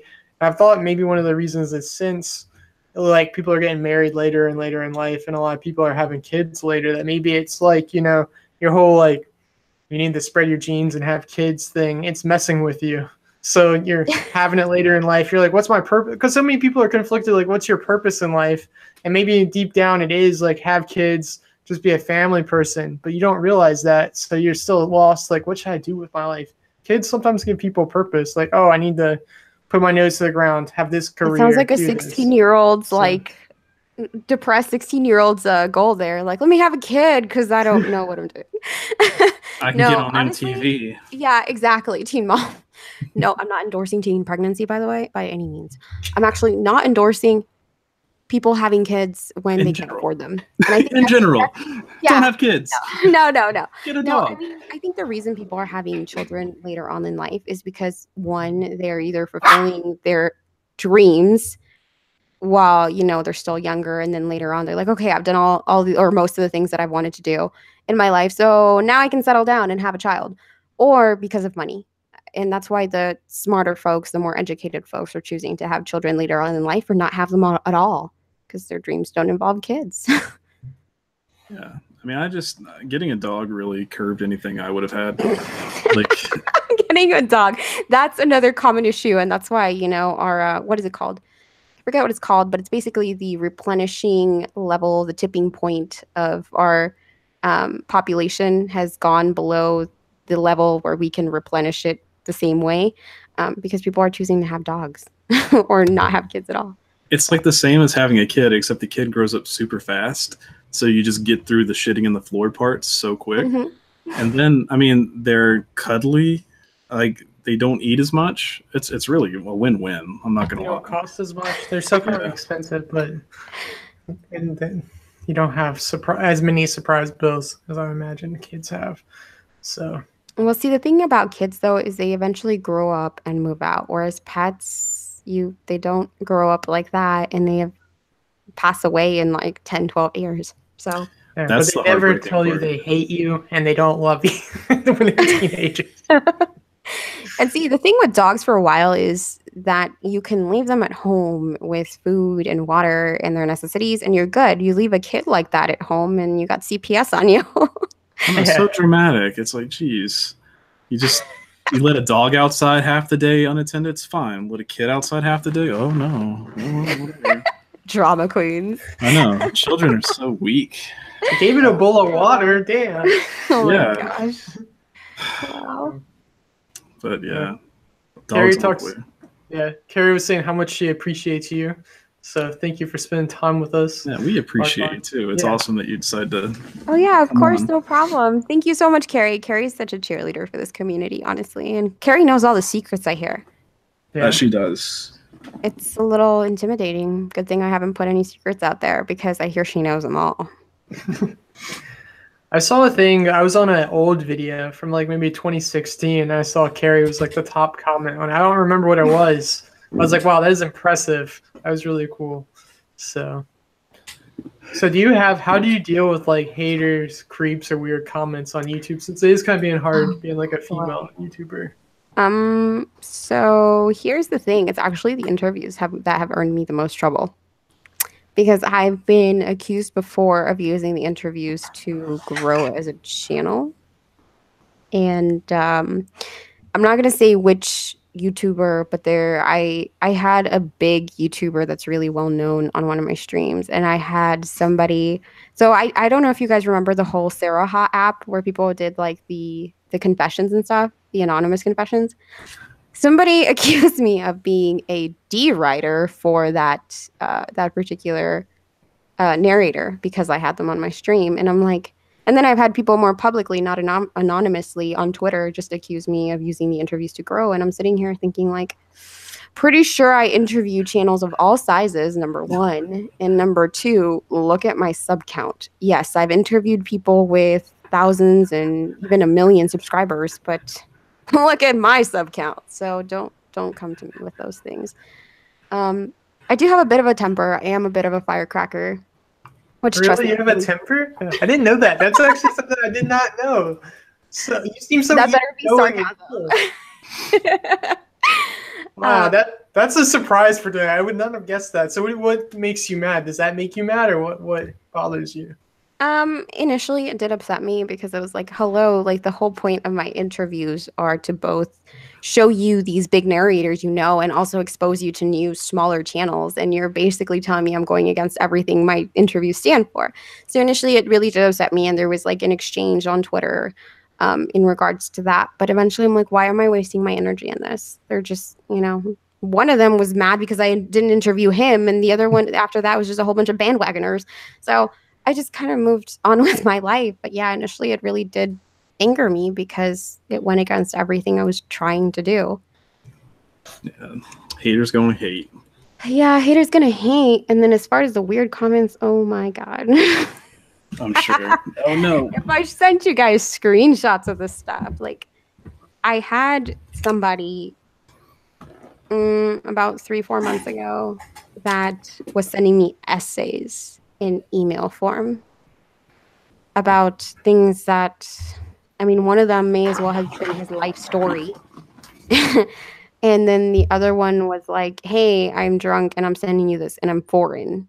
And it just, I don't know. It was all very, very bizarre. That was one of them. In that confession, I guess I was asking for this by doing the whole Sarah Hawk confession thing.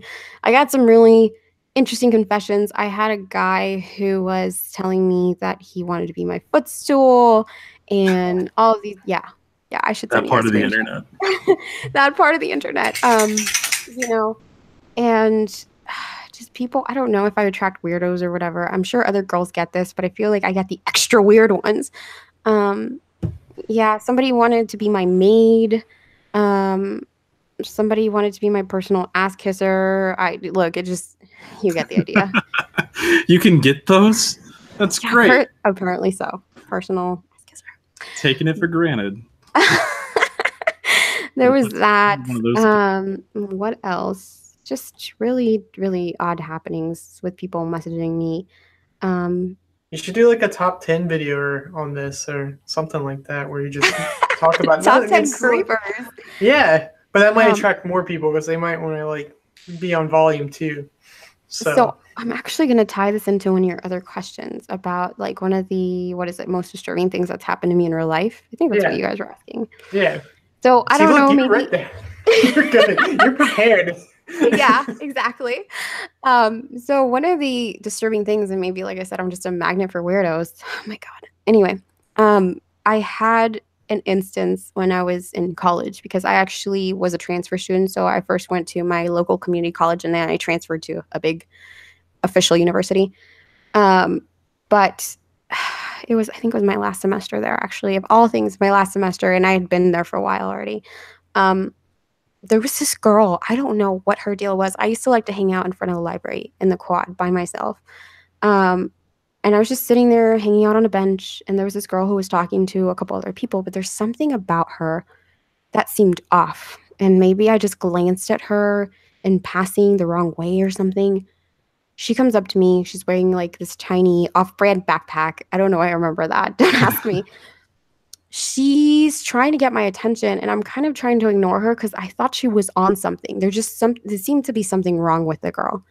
And finally, she gets up close to me, and she decides to start rubbing her body all over me. What? Yeah. For no damn reason. Did she say anything to you, or did she just get close and start rubbing herself on you? First she was trying to get my attention, and like I said, I kind of ignored her, so maybe that kind of pissed her off. So then she decided to start rubbing her body on me while I was sitting on this bench, and I'm like trapped in this bench, and I'm like, how do I get away? It was the most awkward, disturbing moment of my life. And I'm like, this girl has to be high. She has to be on something. And it's not weed, okay? No, that's like bath salts. Yeah. And I'm like this 5-foot tall girl. And then there's this other girl who was definitely taller than me, just rubbing herself all on me. And I feel trapped. I'm just trying to get away from her. And I kind of just walk away really quickly, feeling super awkward about the whole thing and like still trying to process what the hell just happened. And then she's following me. She's like stalking me. She followed you? Yeah, she followed me, and she was still trying to rub herself on me. And at one point, I think I like wanted to punch her or hit her. Like it all just happened so strangely. And I actually find one of the campus police officers. I walk up to him. I was like, "Look, this girl's chasing me." And I think he actually saw what happened. And then he got involved. So as far as I was aware, the officers on campus are supposed to be real cops. This is how I find out they're not real cops. Because they're trying to chase her around. Or actually, no. He comes and he tells me, he's like, well, I'm sorry, there's nothing I can do. I'm like, what? I just wear this badge for fun. Just let her finish. There's nothing I can do. What do you mean there's nothing you can do? And then I think they ended up calling he told me, he's like, yeah, unless you want to perform a citizen's arrest, there's nothing we can really do. And I'm like, you're a cop. You just saw everything that happened. That's where he kind of let slip. He's like, look, we're not really police officers. I'm like, what? You're wearing their uniform. He had a badge. He's like, yeah, but we're not actually allowed to arrest anybody. So somehow the actual cops came over and got involved. Like there was an actual patrol that came over. And they went over there and they talked to her. And I don't know if she got hostile or violent with them, but they were chasing her around campus. There was like a video of this, by the way, of her being chased around campus. Yeah. And then the real cops could find you. We're not actually the real cops either. We're just cosplaying. Pretty much, right? And then, so I think she got violent with one of the cops. She actually hit him. So they're chasing her around campus. There's a video of this somewhere out there. I wonder if I still have it in my old BlackBerry. But they actually ended up arresting her because she hit one of the cops. And I approached one of the police officers. I'm like, he told me he's not allowed to arrest her because he's not a real police officer. He's like, that is correct, ma'am. It's not that he's not a real police officer. He's not allowed to arrest her. And until she hit the cop, there was a point in between there. I'm sorry that this is so choppy. It was a while ago. There was a point in between there where even the cops themselves are like, well, we didn't see anything, so we can't handcuff her. We can't take her in. I'm like, well, he saw it and he's wearing one of your uniforms. And I was totally outraged. And they're like, yeah, but he can't really basically give any input on this. And I'm like, why do you have these people standing around if there's nothing they can do? Is it just because, a show of authority and pretend, police officer uniforms? But they took her in. I found that. Her in because of that. And I actually went in and found out to the mini police station on campus. The next day I was it was just a cardboard house. It was like, come to the police station. I went in and I asked what happened with her because I was curious to know if the girl was on drugs or not. I was pretty damn certain she was on drugs. I mean, come on, you hit a police officer. You got to be on something. And you rubbed yourself all over some stranger. So they actually told me they took her in to check her blood work. And there was nothing in her blood. So this girl was just flat out crazy. She might have been schizophrenic or starting off being schizophrenic.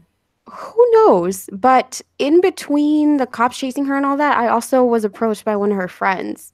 And he's like, what happened? And I'm like, well, you're, the girl. And he's like, I know her. And I'm like, are you her friend? And he's like, kind of. I was like, well, you saw what just happened. He's like, yeah. I was like, is she on drugs? He's like, I don't know. I don't think so. But he seemed surprised at what the hell was going on. And the cops told me, I'm like, well, is there anything I can do against her? Because, hello, she decided to kind of invade my personal space. And they're like, well, you could press charges and take her to court if you want. And I'm like, this is my last semester here. I am leaving this city. I'm transferring 6 hours away. So I don't have time for this. I had to let it go. I mean, you might have done her a favor. I mean, she might have gotten some sort of attention from that without a criminal record, so it might have helped her in the long run, hopefully. Some say that she's still out there rubbing people today. She might be. Maybe, but it was just so awkward and disturbing. How did somebody just come up to you and start rubbing themselves on you in a very inappropriate manner? Well, we had a ghost tour in Louisiana where it wasn't even a ghost tour, it was a cemetery tour where this guy did that. Yeah. A random guy in a suit, a dress shirt, tie, all that stuff, just walks up and starts humping one of the people with his pants undone. He didn't have anything out, but his belt and stuff was unbuckled. And the tour guide was not very hey, don't do that. It was more like, we're going to scoot over here. And then he just proceeded to go hump a parking meter and park it Okay, not to down talk anybody, but I'm not surprised about Louisiana. Oh, it's an experience. I know. That's actually, oh man, I know. Navi's wearing the shirt, but we went on another ghost tour that night. Well, not that night. I don't think. Anyway, it was that night. No, it was that night because we were like, oh man, it's gonna be the same tour company because the first tour was very meh, and we thought it was gonna suck because the first one sucked, but the second one was good, and then this crazy thing happened that Blake's about to say. Yeah, so New Orleans is a crazy place, and the ghost tour guy was like, look, it's nighttime in New Orleans. If something crazy happens, we have to have a plan. He's like, if something crazy happens, our safe word is pineapple. It's like, if you hear me say pineapple, run away. If the problem is with me, you run away from me. If the problem's with something else, just run with me and we'll get away from it. And we're like, whatever. He said this. When you actually visit New Orleans, you're like, yeah, this is probably, a good thing to do. Well, we're going through the tour. Everything's fine. And then suddenly you just hear a smack. And you hear, have you ever even loved me before? And we're like, what? And we turn around, and this man and his wife, the man had just gotten hit by this Asian lady who was apparently his mistress.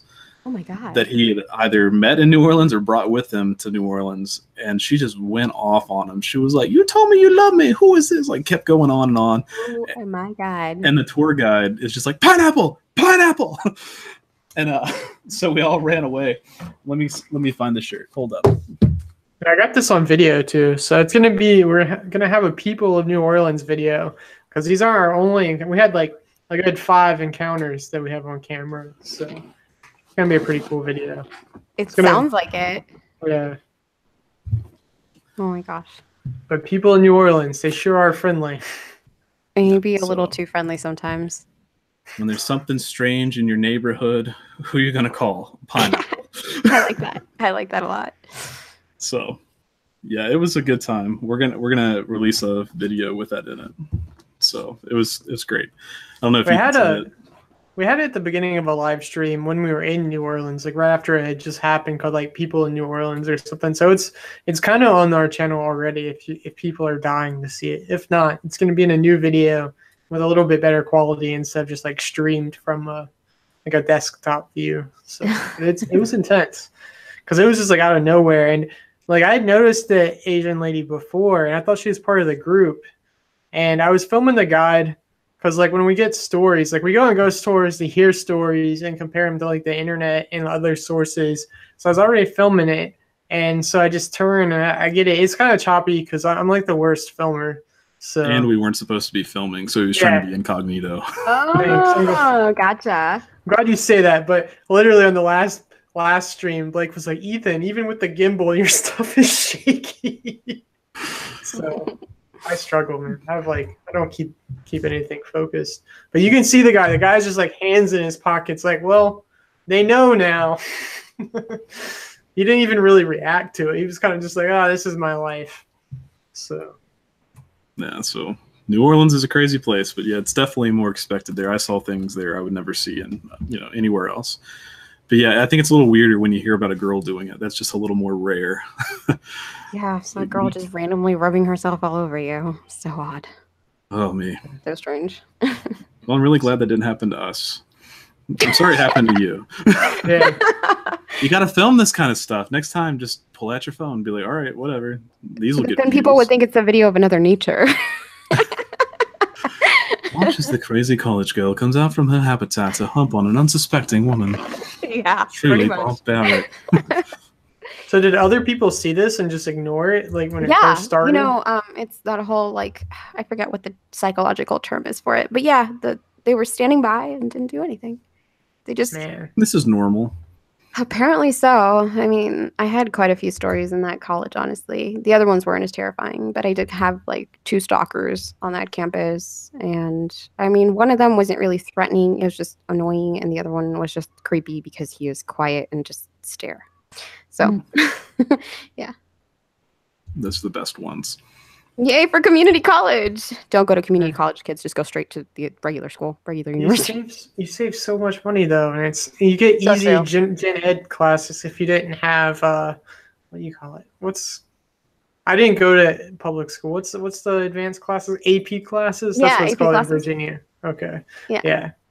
So no, it's a good. Save a lot of money though. I saved a lot of money. Do. Yeah, it's a good time, and especially if you don't know what you're doing and still like want to go to college and live at home, it's better than racking up debt. Because I do agree. There's a debt conspiracy to put you guys down. It's so true. So here, let's leave this in towards the last couple of things. Like, do you have any advice for young adults or future YouTubers, like people trying to follow their dream or decide what they want to do in life? So, how can I make this sound positive? Young adults, don't take yourself too seriously when you're in high school. It's, in like a year or 5 years after you finish high school, none of it matters. Okay, the popular kids were so popular then, but they're probably just regular people after. So that's my advice to young adults. Definitely work hard in school and everything, but don't think that that's the rest of your life, because it's not. High school doesn't really define you like, the sitcoms would like you to think, or the shows on MTV would like you to think. What really defines you, I think, is your college experience. And if you're not going to go to college, man, if you're not going to go to college, I understand, because there's so many people with college degrees right now that can't even find jobs. Just make sure that you're getting experience in some field while you're in high school. That's going to help you get a job after college, because experience does count for a lot. As far as YouTube, my advice for future YouTubers is think of this as a platform to show what you're trying to share somewhere else. I don't disrespect. This is no disrespect on anybody who's making a living off of this, but I think YouTube is making it more and more difficult. Whereas it really does kind of have to be a hobby now. And if you make money of it, cool, but don't make this your whole livelihood. Make sure you have a backup plan, or make sure you're just exposing your art here that's stored somewhere else. That's a really good answer. That's an amazing way to put it. So, I mean, I didn't get to mention this earlier when you were talking about how people say you just kind of like use the interviews to build your channel. Like, people don't understand how much it takes. Like, when you get a collaboration or anything, no matter what the size of the YouTuber is, it's not going to be like instant success. I mean, the channels that do seem like they have overnight success, even most of them have like a good backlog of videos. Yep, I mean, exactly. Consistency is key to grow in YouTube. So, talking about other platforms, where can people find you? Do you have other places you post, or where are you the most active? I am incredibly active on Twitter. That's where I'm most active, honestly. And anybody who wants to collaborate or share ideas or thoughts or their work with me, usually Twitter is a place to go. I do try to be responsive on email, but it's a lot easier on Twitter to reach out and say, hey, I thought you should interview this person, or hey, I have this story. Would you like to read it? It's usually Twitter. Cool. Do you want to throw out your Twitter handle? Get them followers? It's at blue, like the color, _Margbot. There's a funny story to that. What's the funny story? So I actually wanted the at Margbot handle, but it told me that it was taken. And I'm like, I must find this person who took the at Margbot handle. It's actually been shut down. So whoever had it, they did something that got them shut down, because it's just, I think it says deactivated, or I don't know what, banned. Maybe it's banned, but if you look it up, there is no at Margbot. I wish I could have it though. I wish I could request it. I hear back in the good old days, you could request ones that were shut down by other people, but I guess they don't listen anymore. So if you're big enough, they will. Because like on the H3 podcast, Ninja like detailed how he got Ninja everything on as his handle and how he went through. So if you're someone like, I think even now you could probably at least try it, like send Twitter an email. Yeah, be like, hey, this is my brand. I don't know who got it banned or why.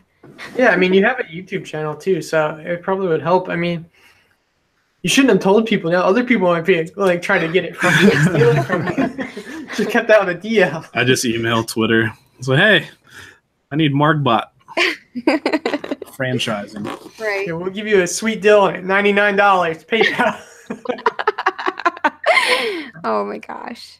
You know what though? I feel like I've had it would be nice to have the @Margbot, but I think I've had @blue_Margbot so long that it's like moving it over would probably not be the best idea. Yeah, I actually screwed up before our last interview because I was saying it's like go check out Blue Margbot because I've been seeing your Twitter so much. I forgot that it wasn't actually your YouTube name. Yeah. So Ethan was like, "That's not her name." No worries, no worries. But yeah, definitely go check her out. I think I said the wrong time in that too. I think I said 7:30 instead of 8:30. I don't even remember because we did 7 with Sir Spooks. I would have to look at it to see. Do you have any last words for this before we get off? Thank you so much for taking so much time with us. Really appreciate it. Oh, no worries. Like I said, I cleared my entire afternoon. I know last time we had like that technical malfunction when I was hanging out with you guys. Any last words? I don't know. I mean, you guys, those of you who had not known anything about me before this, you've gotten a real vibe to what my streams are like with these guys, these wonderful gentlemen who brought me on their channel.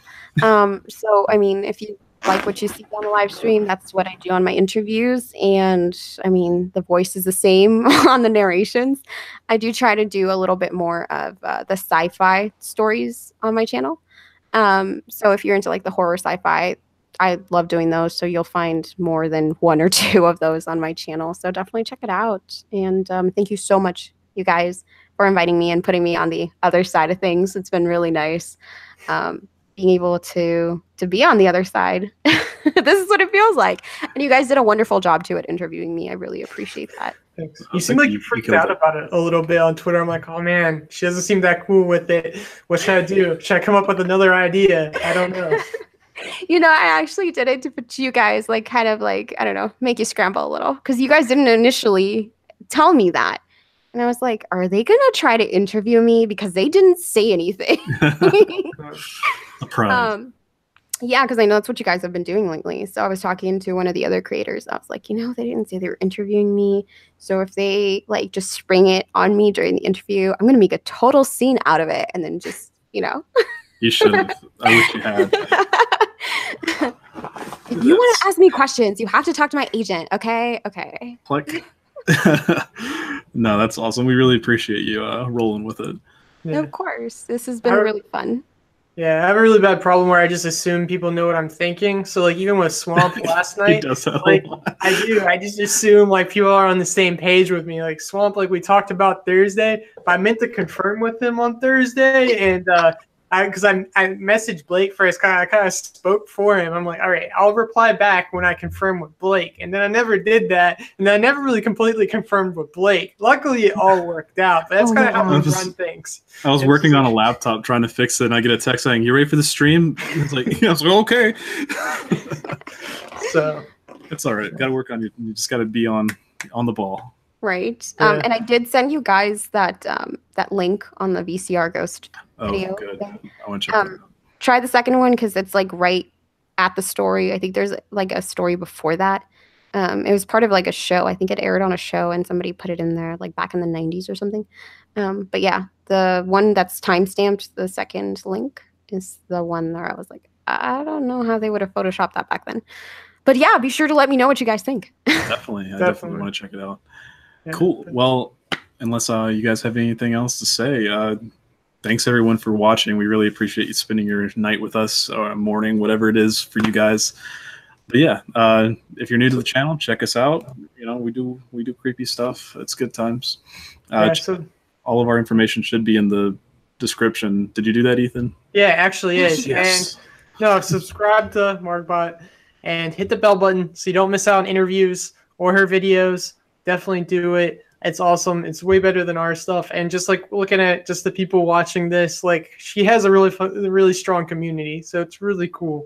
And Carrie, I didn't really say this before, but the only reason why this is possible is because Carrie like told us about your tweet when you were talking about people to interview. So before that, like this is all still from Carrie. So I really appreciate that. So, and if you have anyone in mind that she should interview or anything, or people you want people to collaborate, be sure to tell the other channel about it because they might not know anything about the other person. And that helps a lot if they have enough people being like, hey, you should check out this YouTuber because it does make a difference. So Leave a message, comment, subscribe to everybody. Like it if you haven't already done so. We really appreciate everyone's time. So yeah, and stay strange, guys. Yeah, definitely. Just got cut. Yeah. But yeah, so everyone, love you guys. Thanks for hanging out. And as Margbot said, stay strange.